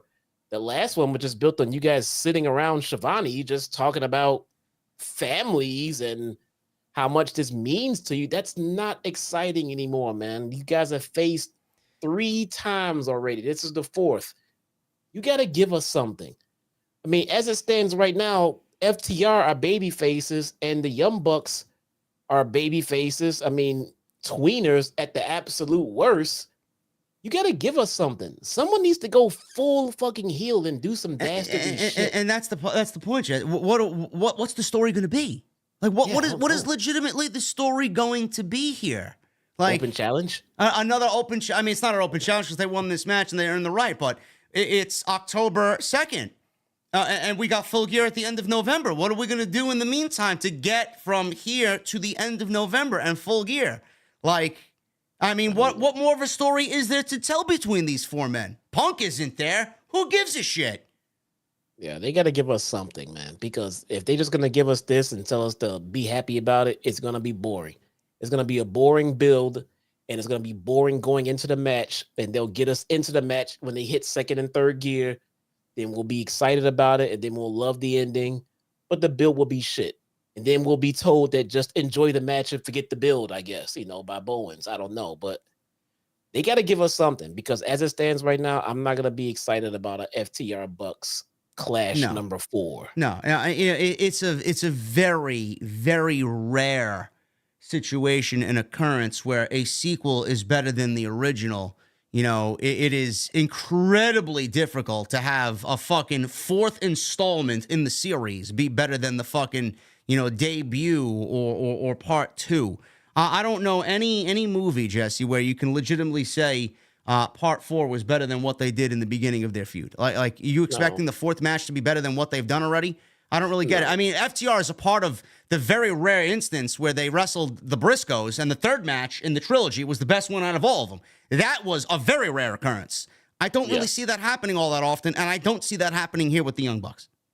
No, first off, we got to start off here. This should be an absolute gimme, goes without saying, but it needs to be a gimmick match, ladder match, cage match. Yeah. It needs to be a gimmick match, because it just has to be, because we've seen these guys already 3 damn times. Yeah. And there's gotta be. I mean, they faced each other enough to give us a nice gimmick match, but you got to give us story with it though. Someone's gonna have to go full heel here. This babyface versus babyface number 4, just because it's gonna be boring. The entire build is gonna be boring if you don't give us something extra on top of it. I'm not sure what you guys plan this, so maybe you got a plan for it. Let's see it. But just as it stands, not excited about it just yet. Yeah. Yeah, it's crazy. It's what they want. And, Tony Khan, we always say Tony Khan is a hometown guy. He always gives the hometown hero the fucking, he didn't give Darby Allin the TNT title, to be fair, because we got Edge tonight. If we didn't get Edge, I was expecting the TNT title to go to Darby Allin tonight. But, more times than not, Tony Khan delivers on the hometown moment. He always gives back to his talent in that situation. It's going to be difficult to go into Los Angeles for Full Gear and think that the Young Bucks are not going to beat FTR. I mean, we could be wrong.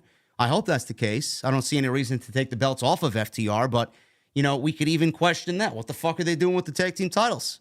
I don't see the reason to take them off. I didn't see a reason to put them on them either. And it's also going to create the narrative of, oh yeah, Punk got fired, and look at the EVPs running wild with their power-hungry fucking tactics again. They're running wild. I mean, I hear it already. I see it already. So you're not going to win with anybody in this situation. So I don't know why we're even teasing the 4th match anyway. There's so many better matches that you could do in the tag team division instead of going back and doing the same thing that we've seen already. I'm not a fan. I'm not a fan of it. And I don't give a shit what Dax or Cash or anybody says. Stop complaining. Leave the wrestling to us or whatever. I mean, as a fan, how many times do you want to see the same thing over and over again? No, nobody wants to see the same shit over and over. And I saw some tweets about people say, oh, look, the EVPs are booking themselves to win again. You guys know Punk was an EVP. Punk was an EVP. I fully believe it.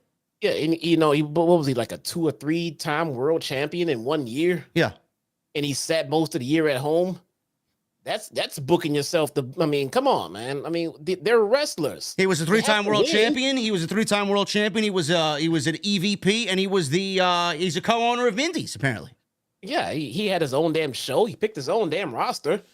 I mean, he got everything. They're active talent, and they have to win at some point. Kenny Omega has lost like 1 million matches straight. No one complained about that yet. I mean, it happens. They're gonna win sometimes, guys. You got to get over this bullshit. I don't know. Not excited about it, but the Young Bucks get their win. They are the number 1 contenders for the tag team titles. Just wish that AEW would do more with their tag team division, man. They got a solid division there, and they seem to be just kind of turning their wheels and doing the same thing over and over again. Ricky Starks, he beat Wheeler Yuta tonight in a match that was made literally on Dynamite for tonight. These two guys had a very tough task of following what was a fun tag. Actually, no, this happened after the tag team match. Yes, this happened after the tag team match, and they followed. Actually, legitimately, they followed Swerve and Hangman. So they had a difficult job of following that match. But Ricky Starks, he's another guy, just like Swerve, where AEW is seemingly keeping the momentum going, and they're building Ricky Starks slowly but surely on Saturday night. Saturday night seems to be his show. He's in this thing with the Blackpool Combat Club. Who knows if he's going to end up joining the Blackpool Combat Club in the end? We don't really know. But he beat Wheeler Yuta tonight, Jesse. And honestly, it felt like a Dynamite or Collision match. I didn't really see any need for this to be on the show tonight. They could have absolutely saved this for Saturday night. Yeah, I mean, they could have. I mean, the match was fun. No, the match was good. No, not going to complain about it. Like I said, the show in its entirety was entertaining. It didn't feel like it overstayed its welcome. You know, like I said, a couple of the matches I felt like could have been on the buy-in and stuff like that. But at the end of the day, the whole pay-per-view, I mean, there's a reason people are trying to put it up there with one of the best. It was a good pay-per-view. You know, it really was. Was it perfect? No. And I can pick out the imperfections here and there, but at the end of the day, it was a good show. Yeah, Ricky Starks had Big Bill out there. He came out to help his buddy, and Bill was out there long enough to distract Yuta to let Starks hit a spinning DDT. Yuta avoided the Rochambeau. Starks hit a pop-up powerbomb. It was a huge powerbomb, so much that Starks himself almost did a fucking somersault in the fucking powerbomb. That's how big of a powerbomb it was. Starks mocked the Anvil elbows because Jon Moxley was on commentary, who was on commentary during the pre-show, and apparently he got fined for saying the F-bomb. But, I mean, you going to say anything else to Jon Moxley? I mean, who gives a shit? It's Jon Moxley. He'll do whatever he wants. Jon Moxley apparently is pushing Tony Khan to bring in Sami Callihan as well. Just a word of warning there. No complaints there. No complaints whatsoever. So we'll see what happens with that. These elbows pissed off Yuta. He kind of came back. He hit Starks with a lariat. Yuta avoided another DDT and threw Starks onto Big Bill, who nearly chokeslammed Yuta, floated over and posted Bill back inside. We got Anvil elbows by Yuta, which led to a seatbelt pin for a 2. Yuta tried to skin the cat on the bottom rope, but Starks met him with a huge spear and a Rochambeau to get the victory. Jon Moxley noted that this was Wheeler Yuta's first singles match on an AEW pay-per-view. I wasn't sure if I was hearing that right. Is that true? I wasn't sure if that was correct or not. Could be. Quite the stat. I never paid attention. It could be. I mean, he's always showed up with the BCC, so Yeah. could be. Well, listen, Starks is on some nice momentum here, man. He lost to Danielson in the Texas Death Match. He had a great showing before that, and the much needed win on pay-per-view. You know, he lost to Bryan. Why not? He needed a big win. Yeah, I mean, you know, it seemed like everything is hunky dory here. No complaints here, man. Speaking of Edge is gonna face Luchasaurus on the 10th. Edge is facing Luchasaurus on October 10th on a Tuesday. That's when Dynamite is preempted for the MLB playoffs. Yep. They're going head-to-head on NXT. They're going head-to-head with NXT. And they're gonna use Edge. And Edge is wrestling Luchasaurus. I mean, listen. Edge is going to be on Wednesday. He's going to be on Saturday, and then he's going to be on Tuesday, man. They're using him. They're using him right. There you go. There you go, man. Now we got somebody to take over Collision, man. I don't know, man. Love to see it. Love to see it. Bryan Danielson, speaking of Danielson, Zack Sabre Jr. dream match here in Seattle. I have always stated that I was not a fan of the style that Zack Sabre Jr. brings to the table. I just don't find it very appeasing to watch, though he's fucking fantastic at what he does. I watched this match very intently, and the crowd was simply incredible here because of Bryan being the hometown guy. And I thought this was a fucking absolutely incredible match, Jesse. I thought this was actually, and you know, it's, I don't want to compare the two because Bryan got hurt, and I felt like that kind of dumbed down the match at Forbidden Door. This was by far and away the better match between the two. Bryan and Okada, you want to compare the two? This was easily better than that. This was a true dream match here. This is what Bryan wanted. This was supposed to happen at last year's Forbidden Door, but Bryan got hurt. And they did it here in Seattle, and it could not have ended up better, man. This was a fucking clinic. And I didn't even know what to say at the end of this thing, but, man, I love professional wrestling. It's a beautiful thing, right? It's fucking unbelievable, man. I mean, these guys. I mean, I don't know what you don't like about Zach, man. I mean, the guy, he works a very, Brian-ish style. Yeah. I mean, Yeah, but he ain't Brian.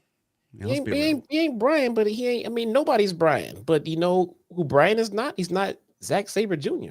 True. I mean, they're similar but different. But all of their allure, all of their anything exciting about them happens within those ropes. And that can be said for both of them. They work a little bit of a different style, but at the same time, they're shooters, man. They're gonna go out there and work in between those ropes. These are the kind of guys you can just throw into a match with no story, and just give them 20 minutes or so, and they'll have the house rocking. Not everyone is capable of doing that, so that alone is a talent. You have to be a fan of just pure. It reminds me of the people who say, "I don't want to sit and watch Bryan and MJF have a 60-minute wrestling match. I don't want to watch wrestling for 60 minutes straight in one match." Like, I get that. I can understand that. I mean, we've been trained by all the wrestling we consume on a daily basis to be interested in a match for no longer than 15 to 20 minutes. Yeah. And that's just the way we consume all of our wrestling from all of the people who present it to us. So when you get somebody that wants to tell us they're going to do it for an hour, it just doesn't seem interesting. Yeah. Same with watching Zack Sabre Jr. and Bryan Danielson in a wrestling match. You're just going to be watching 15, 20 minutes of nothing but pure wrestling. No commercial breaks, no fluff, no sports entertainment, just wrestling. And we don't get that very often. So I understand the people who might not find that interesting. For me, I enjoyed it. Yeah, this was probably the best. I honestly, I thought the main event was the match of the night, but if there was a second match underneath that, I'd probably choose this one, and then Swerve Page number 3. That's just my honest opinion. Some people in the chat were like, "Well, you like Orange Cassidy. How don't you like Zack Sabre?" I mean, yeah, I can see that. Zack Sabre is a mat tactician, man. I mean, so what? I mean, how could you listen to Avenged Sevenfold and fucking hate Metallica when it's basically Avenged Sevenfold rips off Metallica's sound? It's like the same. It's the same shit. Zack Sabre Jr. is a British old school wrestler. Bryan Danielson is more of a modern take on a technical pro wrestler. So I like the more modern take on Bryan Danielson. It's preference. So what? It's all preference. It's all it is. It's like, it's like me telling you don't like pancakes. You like pancakes better than waffles. I'm more of a waffle guy than I'm a pancake guy. You didn't say Zack Sabre Jr. sucks. No. You didn't say he's boring. You didn't say he's not good at what he does. You just said, I don't prefer it, which is, there's nothing wrong with that. You people drink Coors Light. Some people drink Coors Light and hate Bud Light. It's the same fucking shit. What are you drinking? You're drinking piss. I mean, that's different. You just called it piss. You're not calling Zack Sabre Jr. piss. No. You get what I'm saying. I fuck Budweiser and Coors Light. But yes, it's the same thing. I mean, I don't hate pancakes. I love pancakes, but I prefer waffles. Some people prefer sausage in the morning. Some people prefer bacon. I love both, but I prefer bacon. So what? It's whatever, man. It's your style. Some people enjoy tea, Jesse. You like coffee or tea? Which one do you like? Do you drink coffee? Tea. I'm a coffee guy. So what? Jesse likes it. Jesse likes his Crown Royal. I like my Jack Daniels, Gentleman Jack. So what? I think they misconstrue what you, or maybe how you're trying to say. If you say you like something or dislike something, it doesn't mean that it sucks. It just means that you don't like it. Yeah. I don't like it. Well, you saying it sucks. I didn't say it sucks. It's just not for me. It's different.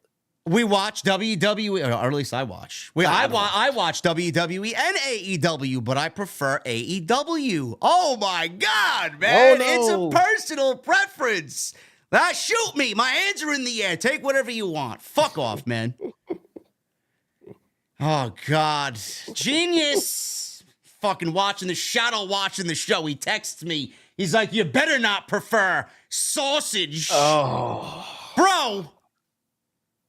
Here we go. Jesus fucking Christ, man. You fucking pause, man. See? Oh, my goodness. Got busted. I got busted. This guy shadow watching the fucking show. Yeah! Fuck out of here. Anyway, I'll fucking deal with him tomorrow. Yes, this was an incredible match. I love what they did here. Crowd was big time into it. And we'll pick it up towards the end here. I'm not going to go into the fucking psychology of Bryan Danielson and Zack Sabre Jr., but there was a part in the match where we had Danielson spitting in the face of Sabre, and they're slapping each other back and forth, uppercuts to the arm by Sabre. Danielson kept kicking at his hamstring, so they were both going at it. Both men wanted a backslide. They threw some stiff elbows to get out of the situation. Sabre hit a big punt kick to the bad arm, which looked nasty, connected with a Zack driver before slapping on another submission hold on Danielson. Nigel McGuinness got to his feet at this point, man. I love Nigel. Nigel's so good. He got up to his feet. He was really against Bryan Danielson for whatever reason, and he was very pro Zack Sabre Jr. here, screaming to see if... Very heelish tonight. Yeah, very heelish. Screaming to see if Danielson was actually going to submit to Zack Sabre. A rope break got Danielson to break the hold, and Nigel called Danielson a coward. I wonder if they're building to something there, potentially. You know, being that this could be Bryan's last full time here, maybe he's the one that brings out Nigel McGuinness out of retirement. I don't know. Or maybe Nigel's just being Nigel. I have no fucking idea. Could be, but now you just reminded me of that. You know, we have Final battle. We have Adam in AEW now, and Bryan's on his farewell tour. Mm-hmm. I don't know. No, we're gonna get it, man. I'd love to see it. Inject it in my veins. Take my money. Please, right away. Yes, kicks by Sabre, by Sabre, which led to another cross arm breaker, which Danielson escaped into a regalplex, and then a Busaiku knee for a 2. Crowd was really big time into the ending here. Danielson hit another Busaiku knee, this time getting the win over Zack Sabre Jr. Moxley put it perfectly on commentary where he said, "Holy shit, that was the best pro wrestling match I think I've ever seen." And then before that, he put his headphone down to jump up like Nigel was on commentary. He didn't realize he was muted, and he blurted out the word "fuck." And Jim Ross kind of said something off key there, and I think Moxley had fucked up on commentary. But, I mean, listen, man, again, you're going to tell Moxley how to do commentary? I don't know. Probably not. Mox can do what he wants, man. He said he got fined. A, I don't think he got fined for shit. B, I don't think he gives a shit. No. Moxley doesn't give a shit about money, man. No, he doesn't give a shit about any of that. After the match, Bryan Danielson wanted to shake Zack Sabre's hand, and like the consummate prick that Zack Sabre Jr. is, he walked away without saying a fucking thing, man. Fuck him. And they sold it on commentary. Well, Bryan Danielson wanted to have this match because he wanted to prove who the best technical wrestler was. But Nigel said, Jesse, he won with a Busaiku knee. He won with a big-time offensive strike. He didn't win with a submission hold. So as far as from my scorecard, Bryan Danielson is not the best pro wrestler in the entire world. It's still Zack Sabre Jr. Yeah, we're not done here. We might get a 50-50 booking on that one right there. Maybe it happens at the Tokyo Dome. I'll take it. Whatever the case may be, man. Excellent match. My second favorite match of the night outside the main event. Bryan Danielson looked as better as I've ever seen him. And I don't think there was one moment in this match, Chester, where either guy, it was almost as if you watched fucking two guys pitch a perfect game, bro. I don't think anything was fucked up here. They didn't have any miscommunication. Everything was fucking fluid as fuck. Solid. Like I said, it's almost like two pitchers went in there and pitched two scoreless innings going into the fucking top of the 10th inning. You know, that's actually a perfect way to describe this. You know, when some people say it's not my cup of tea because it's boring, you know, vanilla midgets, all of that stuff, man. You watch a pitching duo, you know, when you have people out there throwing perfect games, some people are not going to enjoy the game. Some people want to see slugs. They want to see home runs. They want to see runs. They want to see action. They don't want to see strikeouts and people just standing around in the outfield doing nothing. I mean, how exciting is it to be sitting in the crowd watching Randy Johnson when he threw 25 fucking strikeouts? You know, I mean, it's for me, I would love the hell out of it, man. This is pure art in its purest form on the fucking mound. I love it. Yeah. But some who say it's boring because there's no home runs, I understand it. You know, I get it. It's kind of like this. You're gonna see technical wrestling in its purest form. That's about it. You know, and some people might not enjoy it, but I do. Did my camera just go off? Hold on. My camera just went off? I don't know. I'm delayed. You I'll are tell you in delayed. a second. I don't know why my camera just went off. There you go. Camera went off. Yeah, There you go. yeah. I don't know what happened. My camera just completely shut off by itself. Did it? Maybe my room is haunted. I don't know. There you go, Or man. maybe it's all the Zack Sabre Jr. Negativity, right? Maybe your camera got future endeavored, bro. I don't know, man. We got to check that out. Sorry, guys. I don't know what happened. My camera just legitimately just froze up and shut off by itself. But now we're back. I saw something in the chat I wanted to bring to everybody's attention, but I forgot what was said there. Never mind. We'll just move on to the next match. We got a 6-man tag team match here, Jesse. Konosuke Takeshita, Sammy Guevara, and Will Ospreay defeated Chris Jericho and the Golden Lovers, Kenny Omega and Kota Ibushi, man. This match was all over the place, as these 6-man tag team matches in AEW typically are. Does not mean it was a bad match. I enjoyed the fuck out of this. This was fun as hell. It's lovely. Don Callis is an asshole. He got fuck Don Callis chance. He wasn't even he didn't even do anything yet. He didn't say anything. He didn't say anything. He's just out there. Fuck Don Callis. He said, what the fuck did I do? I don't know, man. He's out there, and he obviously played a factor into the ending of the match. And his Don Callis family, bro, we got the victory, and Kenny Omega continues to lose after his relationship with Don Callis has been severed, man. Kenny Omega cannot get the win over any of the Don Callis family at all. Don't worry. I'm sure it's coming at some point. But what Kenny is doing is using his star power to help create other stars. Yeah. And that's just wrestling 101. Kenny Omega does not need a win. Kenny Omega can win once a month and still be Kenny Omega and be just fucking fine. Yeah. Don't worry, his wins will come back up. But in the meantime, these people who are beating Kenny Omega are definitely getting a rub. Konosuke Takeshita is a rising star. He's with Don Callis, who's going to get him up. Kenny's putting him over. I mean, he's looking like a rock star out there. I like the stare down he had with Ibushi and everything else. You know that's a match coming. I like it. Where Kenny's story arc is going, I'm not sure. I don't know. Not worried about it because Kenny Omega will be fine. He can lose. Kenny can lose every match he does for the rest of the year and be fucking fine. So I'm not worried about it, man. Yeah, I do wonder where the story's going and how he's going to end up getting that victory over Don Callis. Who is he going to beat? Is he going to get? Is he going to beat Takeshita? Is he going to beat Ospreay? I don't know. I don't know where it's going to go, but the Don Callis family here tonight needed the win big time for one reason and one reason only, and that's because they just enlisted Sammy Guevara, and they needed to really put a staple or a stamp on the Don Callis family. It would not be a good look if they enlisted Sammy Guevara and then they go into their first match as a family and then lose. So you need to establish them as a credible threat, which you've already done with Konosuke Takeshita, and they beat 3 unbelievable talents: Kota Ibushi, Kenny Omega, and Chris Jericho. Especially with Sammy Guevara feuding with Chris Jericho, you want to continue that feud and keep that going. You need heat on that. I can't wait to see Takeshita versus Ibushi. I can't wait to see that. I mean, that's definitely coming whenever we get there. Sign me up. That's going to be fucking phenomenal. And Will Ospreay and Kenny Omega, I don't think they have unfinished. They have unfinished business. I don't think we've seen the last of them at all. So I do think that we're going to get a match 3 at some point. It's probably going to happen in the Tokyo Dome, but there's a lot going on here and a lot to unpack. But this was a fun match, man.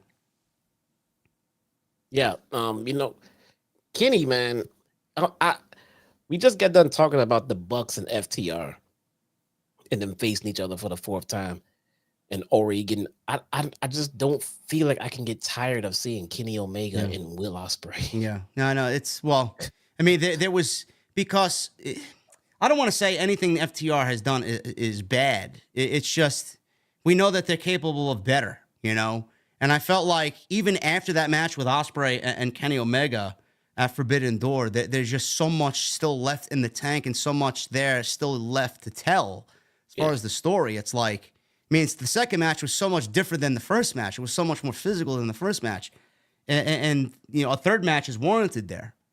But a 4th match with the Bucks and FTR is not warranted at all. So it's 2 completely different situations. Yeah, I can see that.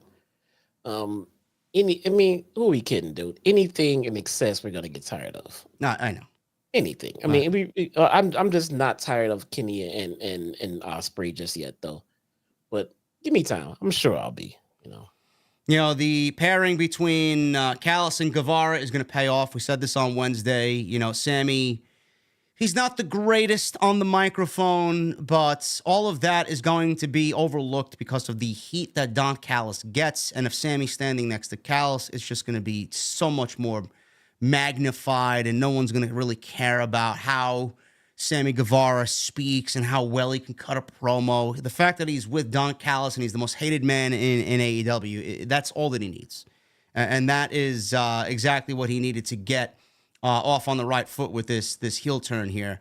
We're going to pick it up here with Jericho hitting a code breaker on Guevara. Omega and Ospreay had a back and forth that ended in a snapdragon. Speaking of snap suplexes and German suplexes, Jesse. Oh, I mean, Konosuke Takeshita, man, reckless isn't even the word, man, for some of these German suplexes. The way he dropped Kenny and then Coda, bro, on top of his head, I mean, holy shit. It's almost as if I'm cringing every German suplex now. Never mind fucking pile drivers. What, I mean... And then Taz calling it out does not help it at all. And Taz called it out on commentary, man. Yeah. Like, what are we doing? Yeah. Look, Especially with Kota Ibushi's history of neck injuries. I mean, is his neck made of fucking rubber? Like what the fuck, man? Those spots just look so bad. The thing is, they're just not necessary to make the match as good as it was. It's not like the match was only as good as it was because of those spots where you're dropping people on the neck and head. No, the match was good, but those spots stuck out more because of the discussion that we had on Wednesday. I'm like, holy shit. What is he, a Lego guy? You can't just go find a new fucking head for him. Ridiculous. We only say these things. Look, man, the people out there who just like, shut up, let them wrestle. They know what they're doing. When you guys get hurt and paralyzed or whatever, they'll just fucking change the channel. They don't give a shit. I actually care about the well-being of the fucking talent of the company that I enjoy watching. So yeah. That's all I'm saying. Guevara flew in with a top rope cutter, just enough to get Omega. Looked sloppy. Omega was way too far away for Sammy to do the cutter, but he still did it anyway. Ospreay hit Ibushi with a high power bomb. Takeshita hit Omega with a big jumping knee. Jericho, I don't know what he was hit with. I think he might have been hit with something, a finisher or something. He might have been hit with the Judas effect. I have no fucking idea. I think it was the Judas effect. He was hit with his own finishing move. He kicked out at a 1. He kicked out at a 1 on the Judas effect. Yeah, he did. So, after that, the numbers were too much. They beat him down, leaving Ibushi as the last guy standing against all three heels here. Ibushi no-sold and absolutely leveled both Ospreay and Guevara with some big forearms. Then we had a big stare down between Takeshita and Ibushi. That led to a double down. They smashed each other with forearms. Match broke down with some big shots from everyone. Ospreay counted a one-winged angel to the floor and followed with a sky twister press, which looked fucking beautiful, right on top of Omega and Ibushi. Ospreay took a bullet and ate a Judas effect, shoved Guevara out of the way. Aubrey Edwards was tending to, I believe he was tending to, or she was attending to Guevara, enough to miss Jericho's visual pin there on Guevara. And Jericho tried for the walls. Don Callis got a shot in with the baseball bat. Guevara crawled over and stole the win over Jericho. Ospreay held off Ibushi and Omega from getting in the ring, and the heels, the Don Callis family, win what I thought was a great 6-man tag team match. A lot of 6-man tag team matches in AEW, a lot of chaos happening in these 6-man tag team matches, but the end result is always the same, man. They are fucking entertaining and they are fun, and this was no different. Nope, no different at all, man. I mean, the match was just, I don't know. It was high paced. It was exciting for me. It was basic. It was par for the course. I mean, if you just look at this match on paper and imagine how you think it'll go, that's how it went. Yeah, that's how it went. I mean, and other than and look, and I'm sorry guys who may be watching, I'm gonna keep calling out this shit where you're dumping, these 250-pound men on the back of their necks and heads. It's cringe, man. It's just so hard to watch. For example, I was was listening to one of my favorite podcasts. What was it Crime and Sports, Small Town Murder, stuff like that. And they brought up the ESPN segment that they used to air called Jacked Up. You remember that? No, I don't. It's what it was with Michael Irvin would be on ESPN and they would highlight the biggest hits of the week. This is before the NFL got into concussion trouble. And they would just highlight just some of the major just decleaters, just wham. I mean, and they would laugh at them and then just like, look at this. That's they got jacked up. Oh, it's amazing. Look, I was looking at that on YouTube the other day and it was the scariest shit I've ever seen. I'm talking head-on-head ram type collisions where you can just see people just getting concussed. And they would just instant replay it and glorify it. And back in the day, it was the shit. People loved it. Now we look at that and you just like, they got to stop doing that. And they have. That's why the rules in the NFL have changed so much. People get mad about it, but it was done for the safety of the players. And it was a must. It needed to be done. I don't know why us fans would ever get called out for caring about a wrestler's safety or calling it out on social media. I still don't understand why Dax targeted me. I genuinely believe he targeted me because of the platform that I have. And, he felt like, I was an easy target, and that's what they usually do. I don't know. I mean, all I care about is the fucking performer's health at the end of the day. But I'm the bad guy, man. I still don't understand it, but whatever. It makes no. It would make more sense if we were out here saying the opposite. Oh, these guys should go out there and kill each other, man. I can't wait to see pile drivers and people breaking their necks. Yeah, this sounds kind of messed up. This sounds like the people ridiculing when they changed the structure of the elimination chamber to make it safer for the talent. Yeah, people get mad. Like, why are you getting mad?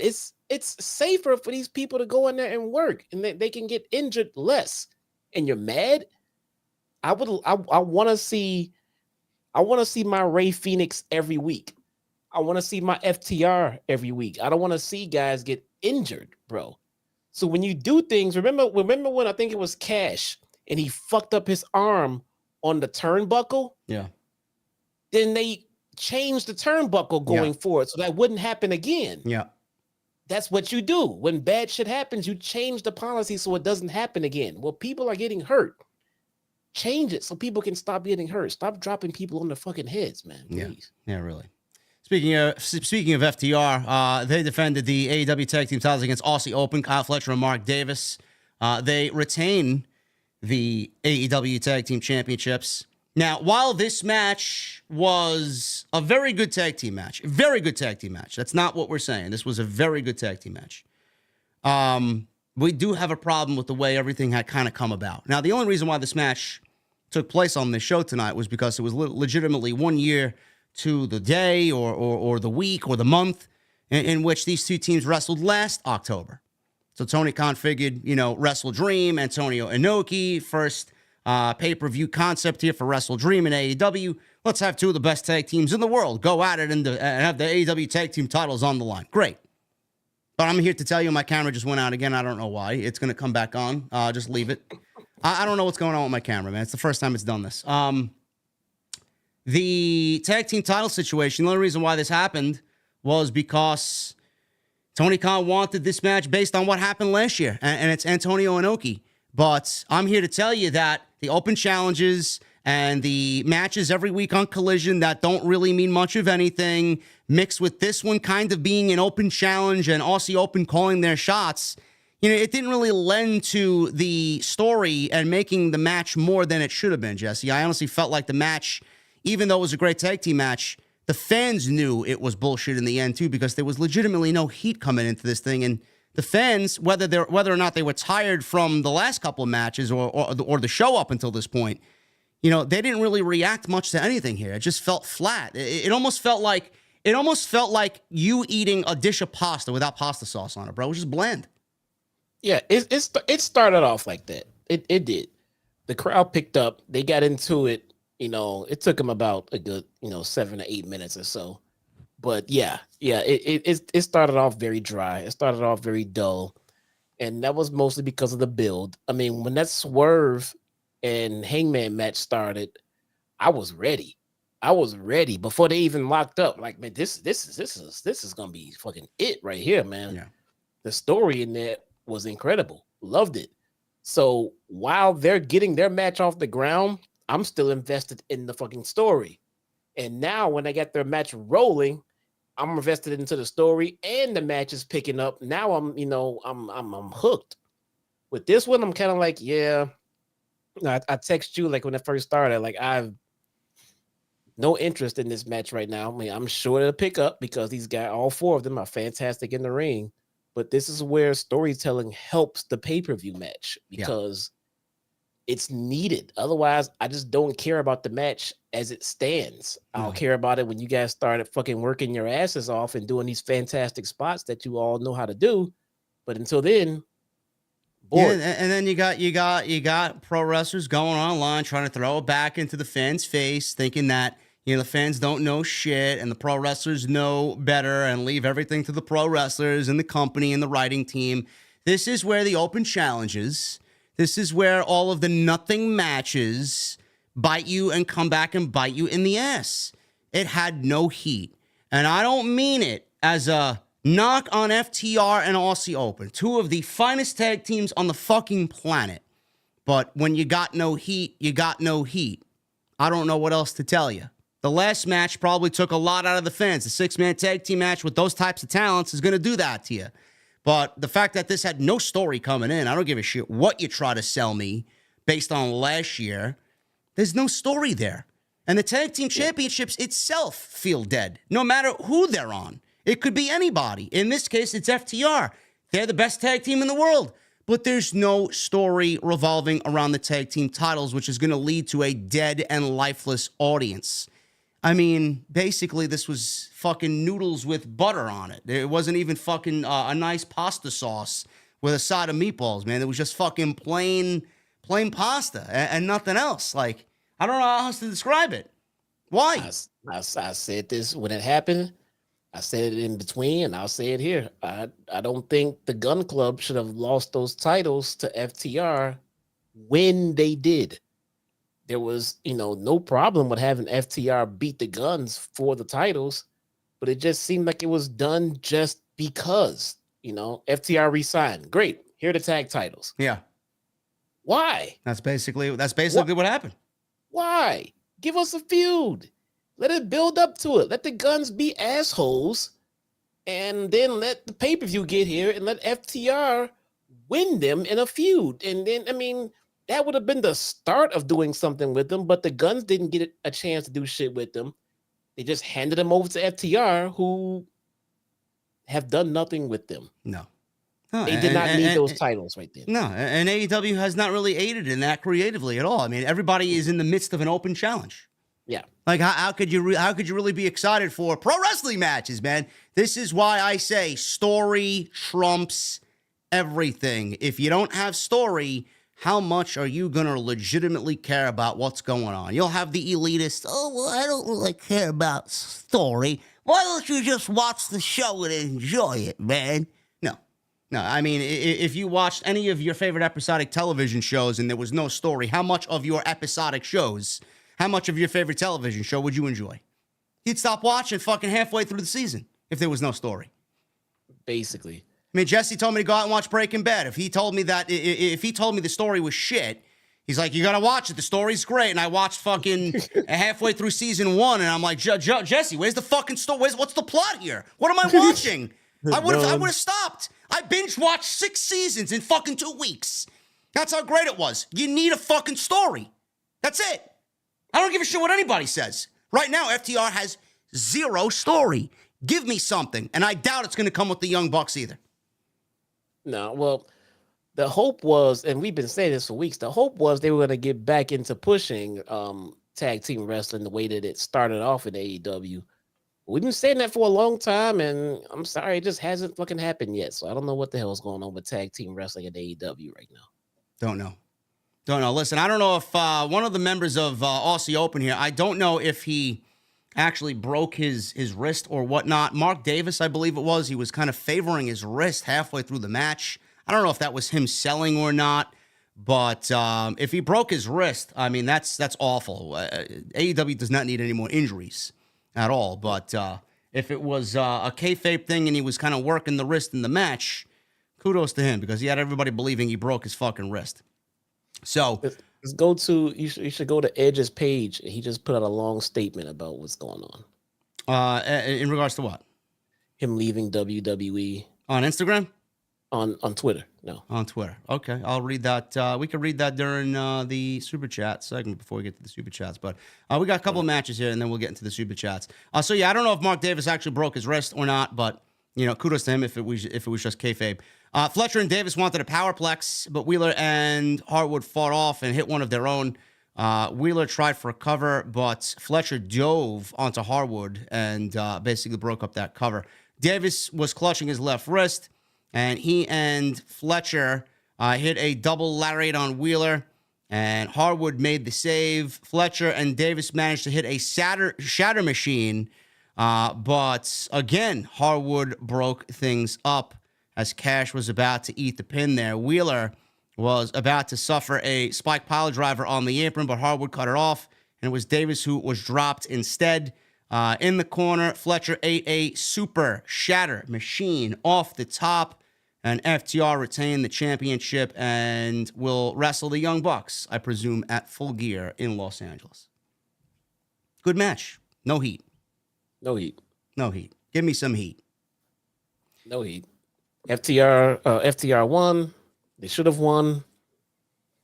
Next match. Yeah. It was good. Basically. It was good. Main event. Christian Cage defending the TNT Championship. 2 out of 3 falls against hometown favorite Darby Allin, whose arm is in a sling right now. Whose arm is in a sling. I can't imagine why his arm is in a sling. I mean, holy fucking shit. I mean, and they replayed it 3 or 4 different times from fucking 4 different angles. They replayed it. My God, dude. I mean, Darby's not even human. Like, he doesn't give a shit. I mean, he's going to be retired by fucking age 33. Really? Sometimes these performers are like cage fighters, man. And if you just let them do whatever they want to do, they'll kill themselves trying to accomplish their goal, because that's what they want to perform. They want to execute. They want to accomplish their goal. But then sometimes it's the manager's job to pull them back and keep them in line. Yeah. They'll hurt themselves if you let them, man, because they're consummate performers. They want to entertain, and they want people to get their money's worth. Yeah, I mean, I do. Greatly, I do. It's the rush of that crowd and the moment. Yeah. And, you know, Darby, not even talking about that because it's specifically tonight in Seattle, but, you know, it's not even, you know, normally, Jesse, we watch and we commend, like, who's amazing. Dolph Ziggler's fucking unbelievable at selling. He always makes his opponent look great. Brock Lesnar, I've commended so many times before. Such a great sell is Brock Lesnar, man. It's not Ali. Yeah, Ali's fucking amazing. But it's not even selling at this point, Jesse. It's like you start to wonder how much his body's going to be able to take, how long he's going to be able to do this, and how his body at 100 and how much does he weigh? 170 pounds? How his body at that weight, bro, can sustain the type of brutal beating he goes in there to give his opponents. Like, it's not even selling at that point. It's just fucking self-mutilation. It looked like Christian had second thoughts about that spot. He did. The first time he went up there to go do it, he didn't do it, and he just did the spot on the ground. That you know, it's like, fuck that, I'm doing it on the ground. And I don't know if after that Darby went back to him, was like, no, fucking do it, you know. And it looked like the steps are too far away. Maybe Christian just had second thoughts about it, but then he did it on the ground, then put him back on the apron, and then actually threw him onto those fucking stairs, man. And arms in a sling. I don't know. I don't know. It definitely looked like Christian Cage either wanted, you know what it looked like to me? It was as if they were going to do the spot as planned, and Christian, you know, halfway through it said, fuck this shit. I'm not dropping you on this shit. This is just fucking ridiculous. Like, I'm not going to fucking kill you here. You know? So, yeah, he ended up doing it. He jumped off the apron and then did it anyway. It's like Darby said, what the fuck you doing? Do it. Do it. Fucking Bro, ridiculous. are you fucking sure? Obviously, a lot of people are picking up on the Nick Wayne turn here. Nick Wayne, who was an integral part in the entire story for Darby, and Darby brought him into AEW. He was an integral part in the Swerve story with Nick Wayne and Darby Allin, you know, the Buddy Wayne Academy and all this other stuff. You know, like you said, Jesse, and I agree 100%, and I'm thinking about it. I don't know how they do it, but they're certainly going to have their work cut out for them. And Nick Wayne wrestled Luchasaurus on the pre-show. I don't know if you watched that, but Nick Wayne wrestled Luchasaurus in the pre-show and lost in about 5 minutes. And then at the end of the show, you know, we are to believe that all of a sudden in that time frame, Nick Wayne said, you know what? I just got my ass kicked by Luchasaurus, and I'm going to join Christian Cage tonight in the main event and turn my back on Darby Allin, who apparently has just betrayed me in some sense, and I have to fucking get back at him. Like, they got to make sense of that, man, and they really got to make sense of it, because right now I'm not finding any fucking answers to this shit, man. I don't know how. Like I said, I'm going to wait for this one the same way I did with the Tony Storm gimmick thing. I'm going to wait and see how they justify this, but through everything going on in this feud, and this feud has been great. The build has been great. This feud has been fantastic. But when all of the heinous shit going on, I mean, Jesus Christ, with all this shit, you have him turn on Darby. I don't understand why he would.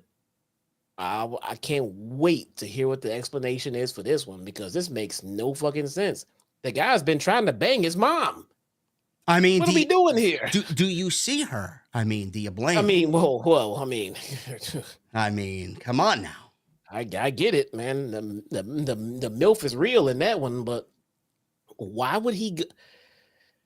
It just, I don't know. It just seemed like it would make no sense for him to try to join the guy that's talking shit about his father, about his uncle or something like that, trying to sleep with his mom and everything else. I'm gonna side with that guy. Really? Man, he really is Father of the Year. I mean, okay. Father of the Year. I mean, I get it. You know, it was a nice little swerve. No one saw that one coming. I mean, because it made no sense. But let's see what they got. You know, maybe it'll make sense. Maybe bringing in Edge will somehow have this make sense. I don't know. I don't know how they're going to make this make sense. I don't care. Whatever. The main event that they picked for this show was fantastic. The bill was fantastic. The match was fantastic. The end of the show was fantastic. There was no missed points in this feud and this main event match. This match was incredible. The 2 out of 3 falls. This match was easily one of the best, and I mean one of the best main events that AEW has ever put on, and that spans Dynamite, Collision, and all their pay-per-views in all 5 years. Absolutely incredible. I think Christian Cage over-delivered since being signed to AEW. What was his catchphrase when he first joined? Outworked everyone. Now it's worked everyone. Yeah, outwork everyone. Now it's worked everyone. Man, everyone. His body of work right now, man, is some of the best in his entire career. And it's because of a fucking turtleneck and the fact that he makes fun of deceased fathers. This guy's a dick. I mean, it's just unbelievable how this thing has caught on. You know, I didn't really take it to be much of anything, and it just took on a life of its own. And he's doing and he's still fucking good. He was always good in the ring, but he has been so good, in the ring. This main event match was absolutely incredible. I kind of had a feeling of where we were going. A lot of people were like, "Oh, Edge is not joining AEW, man." That's great. How many opinions Edge like fucking sour milk tonight? Good. You know, I kind of had a feeling of where they were going when Nick Wayne turned, and then Sting comes down and he gets beaten up, and Luchasaurus is out there. And I'm like, all right, man, what's going on here? Tony Khan's not going to allow Darby to get his ass beat, and then they're going to go off the air. And then all of a sudden, we see a back of a human being, and I hear, because I'm a fucking Alter Bridge mark, I hear the opening of Cry of Achilles, the first song off of Fortress, and it's just unbelievable, man. I knew what it was. I knew who it was. He comes down. We hear Metalingus, And it's like, here we are, man. It's the tides are even now. It's 3-on-3. Edge is there. A concerto was teased, and he teased the heel turn immediately when he got in there, and he ended up fucking smashing Nick Wayne in the back. And all of a sudden, he's standing there with Sting in the ring, and he's shaking Sting's hand in his debut on AEW television. I mean, you couldn't ask for anything better, man. The fucking crowd went crazy. Crowd loved every bit of it. It was one of the best debuts that AEW's ever done. 50 years old at Adam Copeland's age, people are like, oh, he's 50 years old. I don't know what type of game changer you think you're going to get with 50 years old, man. People are trying so hard to cope, man. They don't know how to cope tonight. Tears are flowing down the AEW fans as far as, oh my God, we got one of the best ever, Hall of Famer. We love what he's done, spanning all of his 20 plus years career, 25 years. And then you got the WWE fans who are now looking at Adam Copeland as a fucking turncoat and a bad guy. Now he's a piece of shit. Like, how do you look at this man and think he's a bad guy? Turncoat. Bro, he wrestled in Toronto against Sheamus. He did everything he wanted to in WWE. There was nothing more for him to do. He wants to continue working. He's getting paid to do so, to work alongside his best friends. And now he's writing a new chapter in his storied career, man. How could you ever go against what this guy does? People are assholes, dude. Some people are really offended by the pure existence of AEW. Like, it makes them angry. Yeah. I don't know why. I don't know. I don't know. We got one of the best to ever do it in the ring. And people are asking, oh, he's not going to make a difference at 50 years old. I mean, he's not even, he threw a fucking spear in a chair shot. Like, well, what are you gauging off of a fucking 10-minute introduction? People were complaining, he brought Alter Bridge's theme back. He should be able to move on from WWE. He's the same guy he was then. Like, what? Was Cody the same guy when he went over to WWE? Exactly. But that was okay. Oh, well, we got Cody Rhodes coming over from AEW. He's the same guy that we're getting in WWE. Where are the complaints there? People are just so ridiculously tribalistic to the point, like, well, he's 50 years old. What difference is he going to make? Why do you care? Jade left and went to WWE. I wish her all the best, man. I think she's going to be a big star. Edge leaves WWE, comes over to AEW. It's fantastic, man. Edge is a fucking GOAT. It's going to be great. Other people, no, now he sucks because he went over there. Now it's stupid. Why is he going to go? Why do you care? Why do you care so much that you want to wish None of them watch ill? the product. None of them watch the product, and none of them will watch the product. I guarantee you none of them even cared about Edge while he was in WWE. Now all of a sudden you care that he joined AEW, and he got an AEW All Elite graphic by Tony Khan on Twitter. I mean, like, how could you complain? We're going to get Edge versus Danielson. We're going to get Edge versus Omega. We're going to get Edge versus Christian. We're going to get probably Edge and Christian versus FTR at some point. I mean, take my fucking money. Edge versus Adam Page. I mean, if there's one thing, and Jesse and I have documented this for almost the entire duration of this fucking podcast, since he's been on here with me as a co-host, if there's one thing that AEW has done right, it has been the usage of their legends. This is not going to be any different with Adam Copeland. I don't understand why you guys don't see this and have not seen it already. Edge is not going to be wrestling a full-time schedule. He's going to be there when he wants, when Tony Khan needs him. He's not going to wrestle every week, and Tony Khan's going to take care of Edge. I don't understand what the hatred's for. Yeah. I don't get it. Edge is going to come over here, and he's going to get to do... John Moxley and Samoa Joe, he mentioned in the scrum, apparently. He wants to wrestle John Moxley. Sign me up. Edge versus Claudio. Let's do it. Edge versus Eddie Kingston. Let's do it. They have a lot of interesting Edge versus MJF. Do it.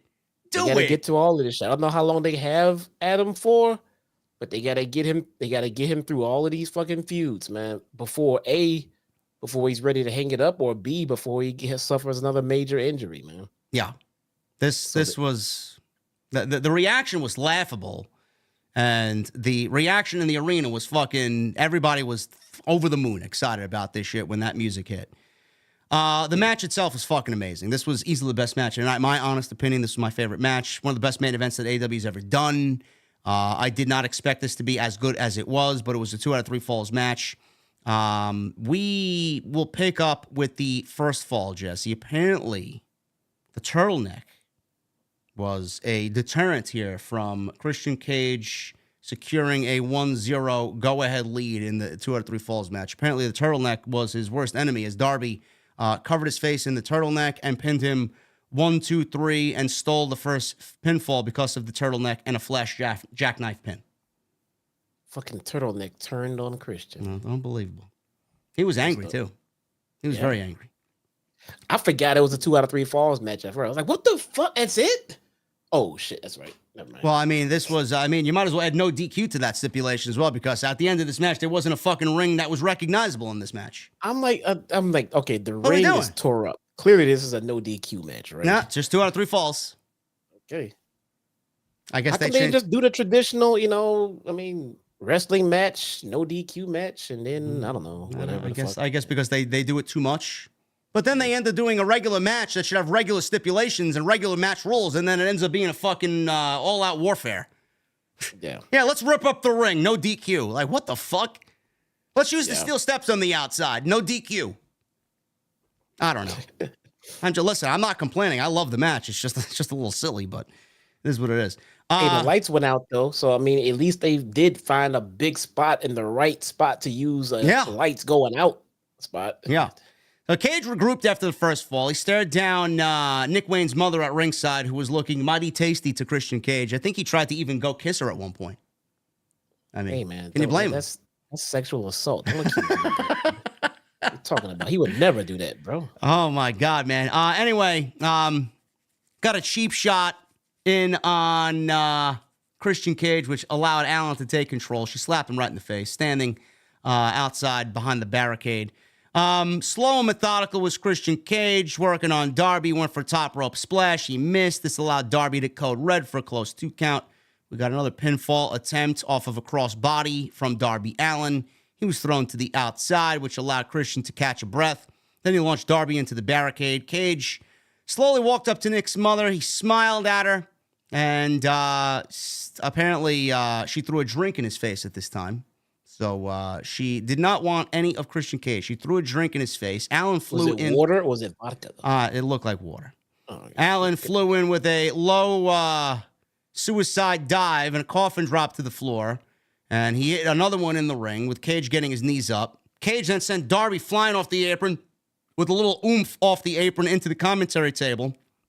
Cage goes over and repositions the ring steps for what was death of Darby Allin here. They fought on the apron. And apparently Cage suplexed Allin to the floor, body slamming him onto the steps, and finally a body slam off the apron onto the edge of the steps in one of the most violent spots of the entire year. It ended in a countout, who apparently got the pinfall here. Christian Cage got the pinfall. Oh, not the pinfall, the countout victory here. So it goes 1-1. He should have rolled him in the ring and got the pinfall, but the match seemingly stopped here because Bryce Remsburg, the referee, checked on Darby, and Cage, while he was told not to go over to Darby, started untying the canvas, pulling up the ring mat, and revealing the wood underneath the canvas. So at this point, the stretcher got brought out, and they were about to take Darby out of the arena. They showed replays of this fucking terrible spot over and over and over again, even from a fucking Skycam spot. So it looked worse and worse every view we got. During all of this, Darby is on the gurney. Cage starts ripping up the ring. He goes up top, and he frog splashes Darby Allin while they're buckling him in on the gurney. So a big splash on the gurney. Darby falls off the gurney, and Bryce Remsburg is screaming at everybody here. How could you do that? What's wrong with you? What's wrong with you? What's your problem? He asked Darby if he still wanted to go, and Darby said yes. Darby said yes. Cage connected with...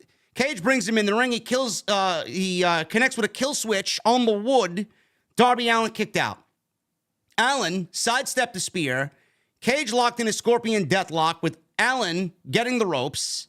So we pull up the fucking ring and expose the wood, and then we want to break a fucking scorpion deathlock with a rope break. I mean, how stupid is it, man? How stupid is it? DQ. So Allin wanted another one after Cage kicked out, a scorpion death drop, that is, hitting a coffin drop. Cage kicked out. Allin went for another one. Cage cut him off with a sunset flip powerbomb onto the wood. Cage wanted a spear. Allin sidestepped it. Cage got a low blow because Bryce was wiped out with the spear.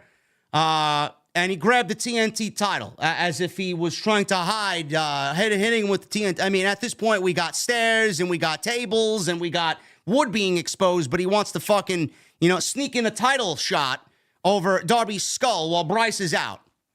I mean, again, it's just kind of silly. So he takes the title and Nick Wayne shows up. He takes the title away from Christian Cage. The chase was on until Darby Allin told Nick Wayne to use the title. And Nick Wayne was looking at his mom and himself, and he was thinking to himself, what do I do? What do I do? He ended up blasting Darby Allin with the championship. Commentary team went dead silent. Nobody said a fucking word. Cage revived the referee, got the pin. He wins the match. 2 out of 3 falls, still the TNT champion.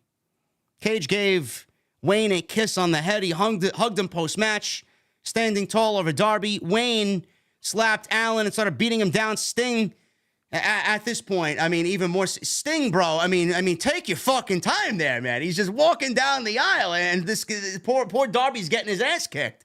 There's no running. He's just taking his sweet time. He gets in the ring. He attacked Nick Wayne and Cage. Luchasaurus showed up. It was a 3-on-2. Cage wanted a concerto.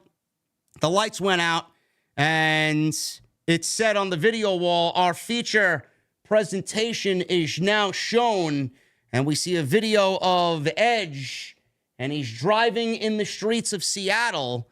Meanwhile, we hear Alter Bridge's Cry of Achilles play in the background, and we get Metalingus playing when we come back to the arena. Fans obviously going crazy. He gets in the ring. Copeland took the chair from Cage, and Nick Wayne set up Sting.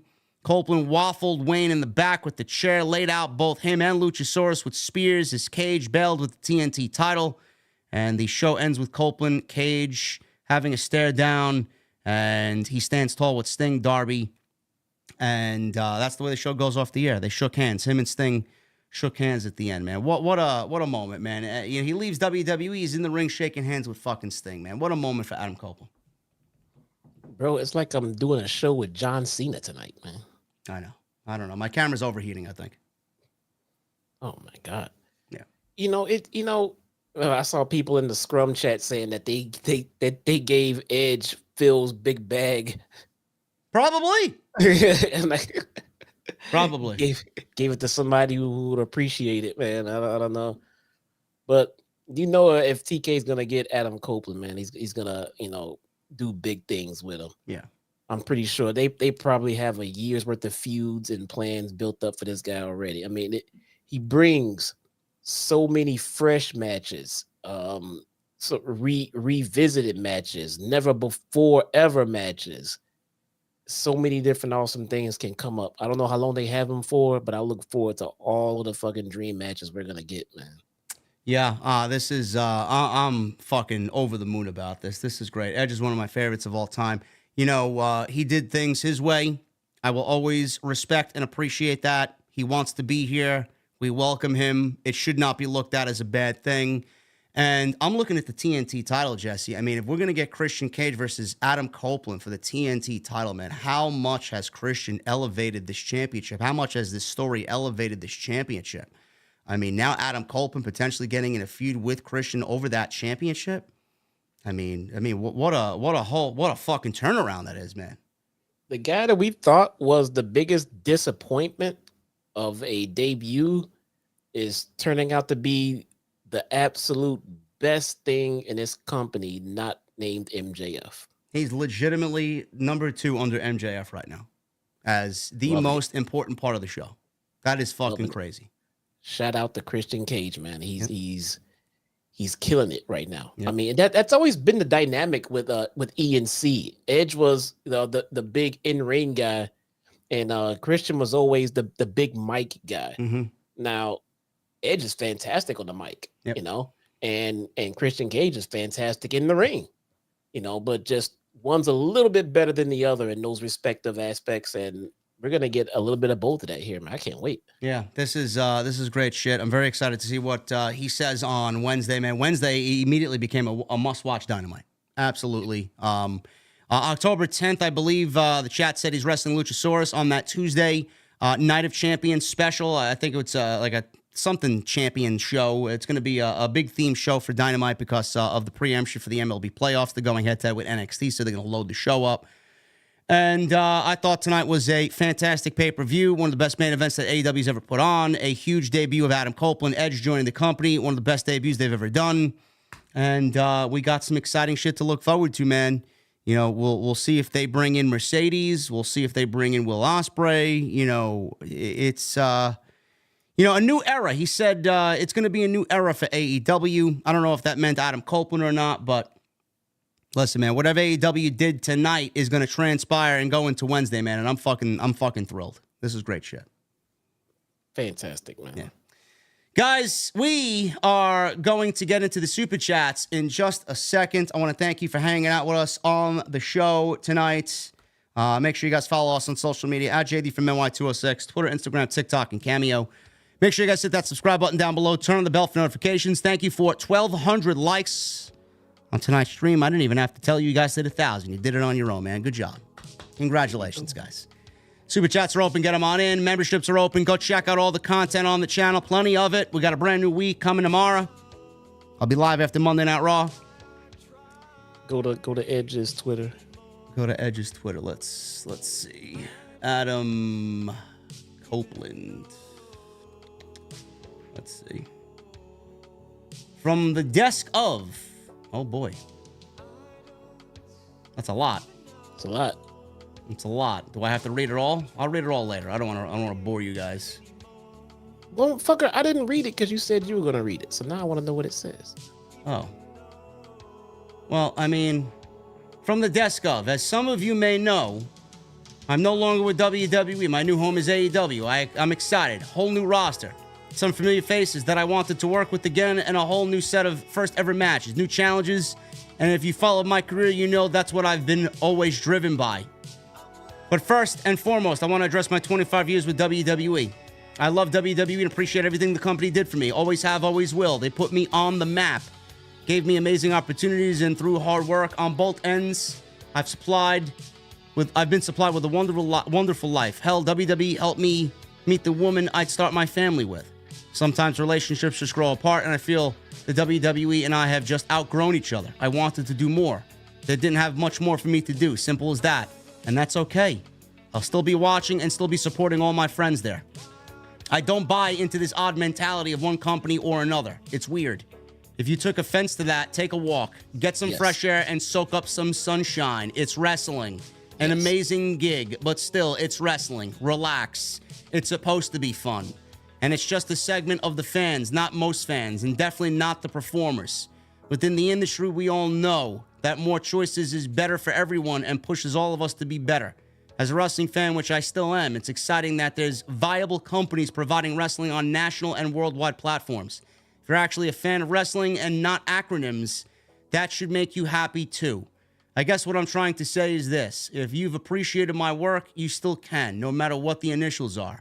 Because I'll still be busting my ass every time I'm out there. This ride isn't over yet. Just try to have some fun like it should be. Because trust me, I'll be having fun every time I'm out there in an AEW ring.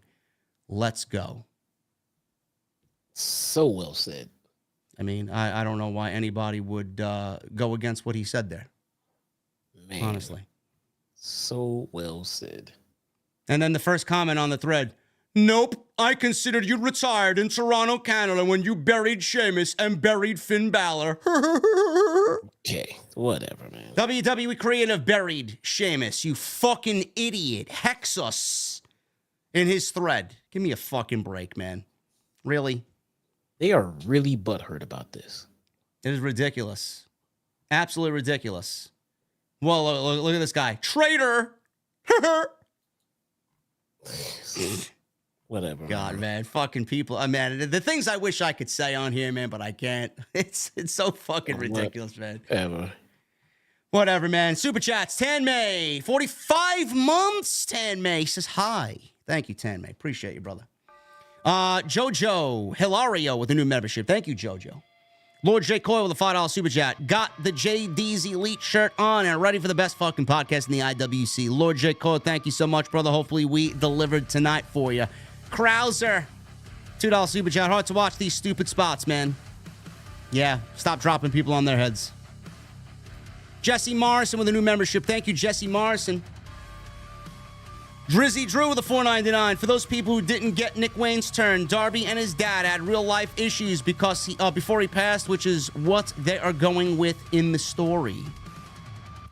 There you go. If that's the case, they need to explain that on TV Wednesday.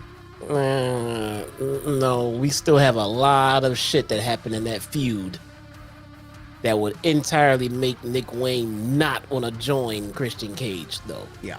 So they got a lot of explaining to do. I'm here for it. I want to hear it. Yeah. DJ with a $4.99. Man, I would never thought I'd see Edge in an AEW ring face to face with Sting. I would love to see people say Edge isn't a draw. I would. LOL. Thank you, DJ. Jedi Joke with 28 months. What a main event on this day. Wrestling got real. Hashtag Vince messed up. And they didn't mess up. There's nothing for them to give Edge. What do you want him to do? He wanted new opportunities. You let him have new opportunities. AEW was a better fit for him. He made that decision for himself. You can't snide that. Same way that Jade Cargill made a decision for herself. She joined WWE because she wanted a WrestleMania main event. There you go. Yeah. It might not even have been like a better fit for him. It's just that, like the man said in this tweet, he's done it all in WWE. He's done it all. At some point, there is nothing more for you to do. But over here, there is a shit ton for you to do. That's it. I don't know, man. It's going to be fine. I promise you guys it's going to be fine. Script Keeper with 26 months. AJ, the awesome show tonight had me on the edge of my seat. I see what you did there, Script Keeper. Thank you for 26 months. One-winged Will with the 6 months. Awesome pay-per-view. Danielson is on his GOAT run. Who would you want to see him go up against? I'd love to see Bryan Danielson versus Jay White. And Bryan Danielson versus Adam Copeland. Beyond the script of 199 to all the geeks, TK got Edge finally. He did. And there was no doubt in my mind. Joseph Taylor with a $10 super chat. WrestleDream, 10 out of 10. Edge in AEW. Let's go. JD, Jesse, do we see Mercedes and the grizzled young veterans show up this Wednesday night? Paige, Strickland, the 6-man tag, TNT title, Bryan, Zack, FTR, Aussie Open matches of the night. Thank you, Joseph. I don't know when Mercedes shows up. I do think she's coming. I don't know when, though. I don't. About that injury, man. We don't know the severity of it. Yeah. Hologram is blocking people in the chat. I wonder why. WWE gets Jade, AEW gets Edge. That's a win for WWE. Yeah, there's a reason why you're blocked, brother. Goodbye. Black Wolf Inc. with a $10 super chat. Edge coming out tonight is why pro wrestling is better than most. When WWE is hot, AEW raises the bar. When AEW is hot, WWE catches up. But when both sides can deliver in one weekend, magic always happens. Yeah, it was a good wrestling weekend, man. I thought NXT did a great job last night. Dom Wapo with a $4.99. Great show tonight, but God, was it long. The only downside to Adam Copeland's AEW debut for me was the lack of surprises due to all the reports. Yeah, but you didn't really know he was showing up. More importantly, you did not have to read the reports. If you'd have stayed off the internet, you would have had no idea what was going on with Adam Copeland. Stay off X. Stay off the internet. That's your own fault. Kirin of Darkness with a $100 super chat. On this day, I see clearly Adam Copeland is all elite. Yes, indeed. Thank you for the 100. Very much, Kirin. Chelsea with 11 months, 18 months. Let's keep it going. I need the gold one. Milestone unlocked. I'm bartending tonight. Food's on Jesse. On this day, I see clearly. Welcome to AEW Edge. Absolutely, Chelsea. Thank you for 18 months. Rage with a 100. I've seen better returns. Adam Copeland isn't that great with 3 devil emojis. WWE got Jed Cargill, which is way better. AEW will never be on WWE's level. Oh, yeah, Charlotte Flair is the greatest wrestler of all time. Wrestle Dream, more like Wrestle Nightmare. Okay. So be it. Why isn't she flagged yet, bro? I mean, I don't really understand this. Why is she still drinking at the bar? Rage, you're all over the place. Her Rage said she's at work, man. She's at work. Yeah, she's not drinking at night. She's at work. I don't know. I call bullshit on that one. My bullshit detector's going off. Yeah, I had to check on her and I saw all these super chats. Like, is she okay? Man, what is going on, bro? Golden Boy with a $5 super chat. Seriously, I just seen tweets. These WWE stands said WWE got a 31-year-old rising star and AEW got a washed-up 49-year-old man. They are big mad. Wow, that's what you call Edge now. You motherfuckers, dude. 49 years old is old? That's how they think of Edge now. Edge, well, a few weeks ago, he was a legend. Now, this is what they think about him, huh? Jesus Christ. Wow. Man, the fucking... I'm about to just shut my comments off completely on every fucking tweet I post, man. Wow. Honestly, I swear I'm about to go rogue. I'm about to just label my Twitter just only who follows me, man. That's it. Wow. Or only who I follow is able to reply. How come they're not calling Pepsi Phil old? As he's getting ready to try to tuck his tail and go back crawling to join the Vince McMahon Kiss My Ass Club. I don't know. The Wolfness Way with 27 months. I legit woke my entire damn neighborhood up when Metalingus played. We watched something truly special tonight. Pro wrestling is amazing. OTS for life. Wolfness, I jumped off my couch as well, man. Loved it. It was M. James 2000 with a $5. They teased Edge perfectly. I haven't felt this excited for AEW since the debut. Bryan and Cole are all out. Give us Kenny and Edge ASAP. Man of 1,005 holes with 25 months. Incredible show. Such bangers on this pay-per-view. Rated R. Superstars. All elite. Glad to be a VIP on here. Keep killing it, JD and OTS. Thank you, man of 1,005 holds. Emerald Lord with 18 months. Seeing Edge and Christian together in 2023 is wild. I'm so happy for both of them. OTS for life. And yes, Edge is still great, and Christian's doing the best work of his life.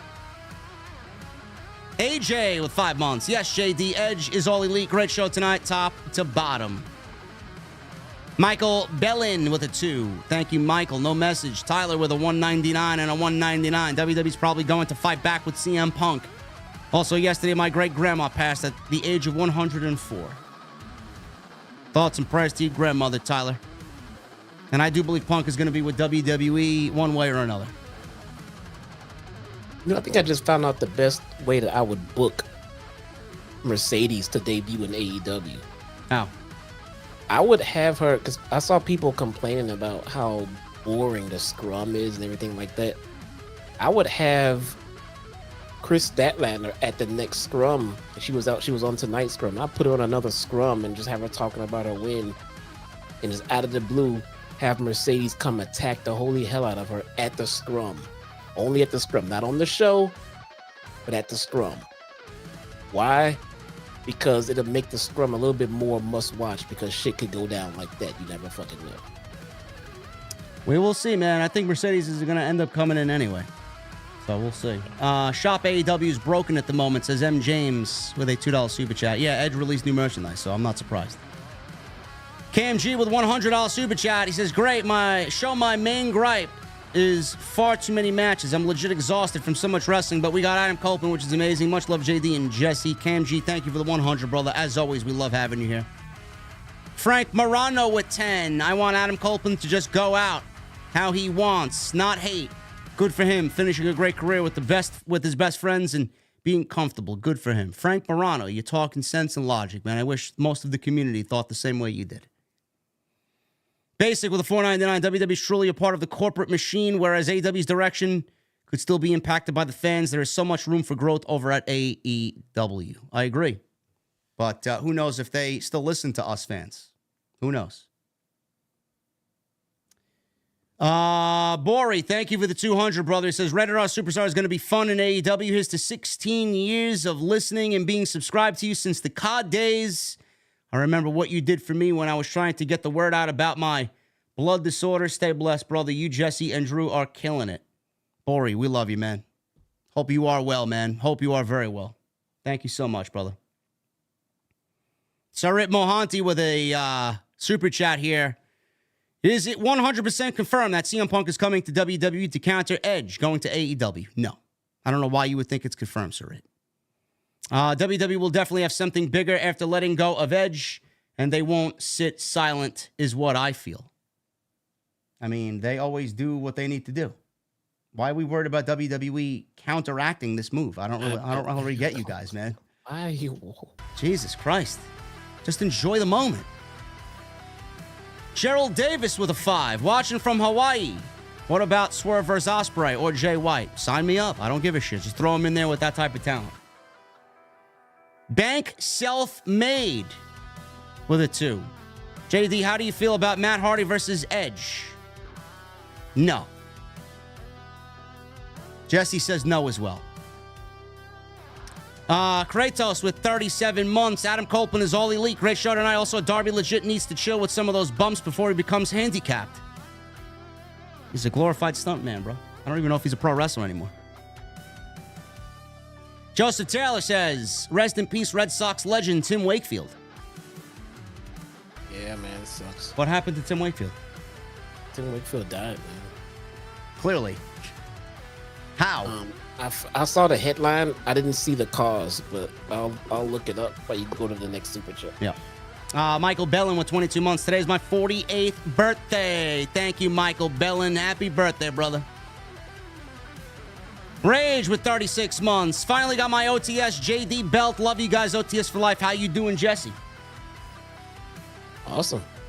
Brain cancer, bro. Oh, my goodness. That is all. My God. Ugh. Rage. Thank you, Rage. Billy Sizane with a $5 super chat. AJ, the next Tuesday, Dynamite, Saraya versus Shida. Do we finally see Mercedes Moné? Possibly. Maybe. I mean, if you're going to debut her on a show, Tuesday may be the one, man, because, you know, NXT is going to load up main roster talent on Tuesday night, man, on the developmental show. Wild Stallions with 7 months. My birthday month has started great and on the edge. Happy birthday, brother. Not yet, but happy birthday. Early birthday. Michael Bellin with a 5. Hey, JD and Jesse, 22 month subscriber today. It's my 48th birthday. Happy birthday, Michael. The J. Caleb Show with 12 months. Jericho and Omega put over Garcia, Swerve, and Julia during the media scrum. Danny Garcia, Swerve, and Julia. There you go. I mean, young talent, man. You love to see it. Ankle Break with a 5. Bryan and Zack Sabre Jr., Mello and Ilya, Becky and Tiffany. 3 banging matches this weekend with Edge being all elite as well. AEW and NXT put on two hell of a show this weekend. Don't forget Swerve and Hangman Page. And Christian versus Darby. We got a lot of bangers this weekend. Phil with 22 months. I had tears in my eyes watching Edge show up in AEW. Nick Wayne's turn was great. Zack Sabre Jr. and Danielson was incredible. What a night of pro wrestling. Indeed, Phil. Thank you, brother. Eddie Hauser with $9.99. I'm here for this Copeland versus Christian feud. Had a group over to watch the pay-per-view. When I tell you, we were all screaming when Adam showed up. Couldn't even need a TV. Great acquisition by AEW. You want the casual fans? There you go, man. Gavin Deeth with a 5. Put Wardlow and FTR with MJF first Bullet Club Gold while Adam Cole recovers. Gives Wardlow and FTR something to do. I don't think that's the best use of Wardlow. We've been there. I don't think Wardlow's coming back to TV. No. I think Wardlow's done. Something must have happened backstage between him and TJ. I don't know. Maybe he did something naughty. I don't know. It's just disagreements. You know, who knows? But there's no point in putting him back on TV. It will take eons to get the momentum back that he had, and done, man. Yeah. Golden Boy with a 5. JD, every time your camera went out, I was waiting for House of Black to be standing behind you, and it did. Great work. As always. OTS for life. Thank you, Golden Boy. Yeah, my camera's over here. I gotta get out of here. Cisco with a $2 super chat. AEW, please don't drop Edge on his head. I hope not. Twisted with a 20 months. 20 months just off this pay-per-view main event. Me and my 7 friends got tickets to go see Dynamite in Montreal the 6th of December. Good job, JD and Jesse. Thank you, Twisted. That's fucking awesome. Raging Girl Gamer with another 100 bomb. Adam Copeland is old. Tony Khan needs to sign Goldberg, a real wrestler that doesn't injure people and is great to work with. Also, Fastlane is going to be way better than this show. Rage, I'm not even reading the rest of your super chat. Bro, I was convinced she was like having a rough night. I had to check on. Ray, I don't know. I think Rage is losing her fucking mind. I really do. I don't know. Thank you, Rage, for the generosity, man. Get back to work and stop talking about Goldberg on my stream. Will Chisholm with a 5. That's a great idea, but we know that Saraya wants the first match with Mercedes Moné. I believe the show will end up on Tuesday. Oh, she will show up on Title Tuesday. Yeah, Title Tuesday. That's what they're calling it. Hollywood Eric with the $10 super chat. To all those haters out there, can bite the big one. Having Edge and AEW is a steal of the year. Both companies made great deals in Jade and Edge. Shout out to the best tag team in the IWC, JD and Jesse. Thank you, Hollywood Eric.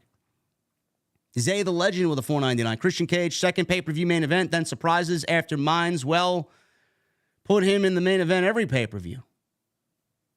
He worked like it. He worked like he deserves to be in the main event every show.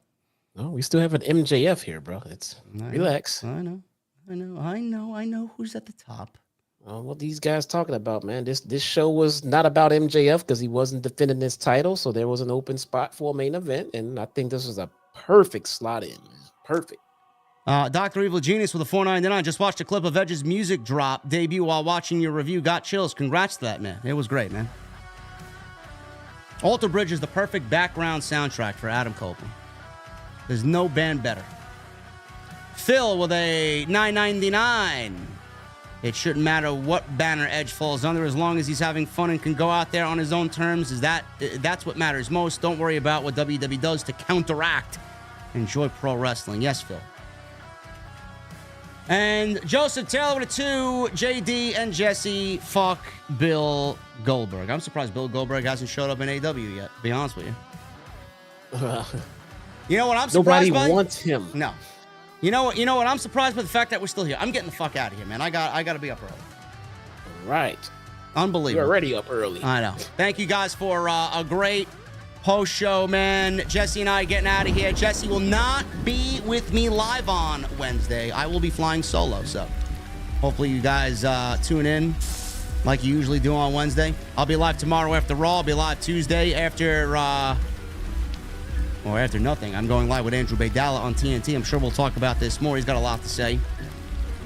And then Wednesday, I'll be live with myself and not Jesse. So make sure you guys join me for a brand new week of content, man. Going to be great. Make sure you guys follow me on social media at JDfromNY206, Twitter, Instagram, TikTok, and Cameo. Make sure you guys go follow Jesse as well at Chi-Town Smart. Make sure you go follow us on social. Best way to keep up to date on everything. Go check out the content on the channel. Plenty of it. There's a ton of content over there, especially my second channel, man. We're unboxing Pokemon cards. My camera went out again, man. It's fucking camera, man. Goddamn fucking Sony camera can't stay not heated, huh? Jesus Christ. Fuck's going on here, man? I gotta get out of here. Guys, thank you so very much. I'm gonna leave you with the fine, melodious guitar tones of Andy James until Monday Night Raw. Enjoy yourself. Adam Copeland's in AEW, and the WWE fans can go kick fucking rocks for all I give a shit, man. I'll see you guys tomorrow.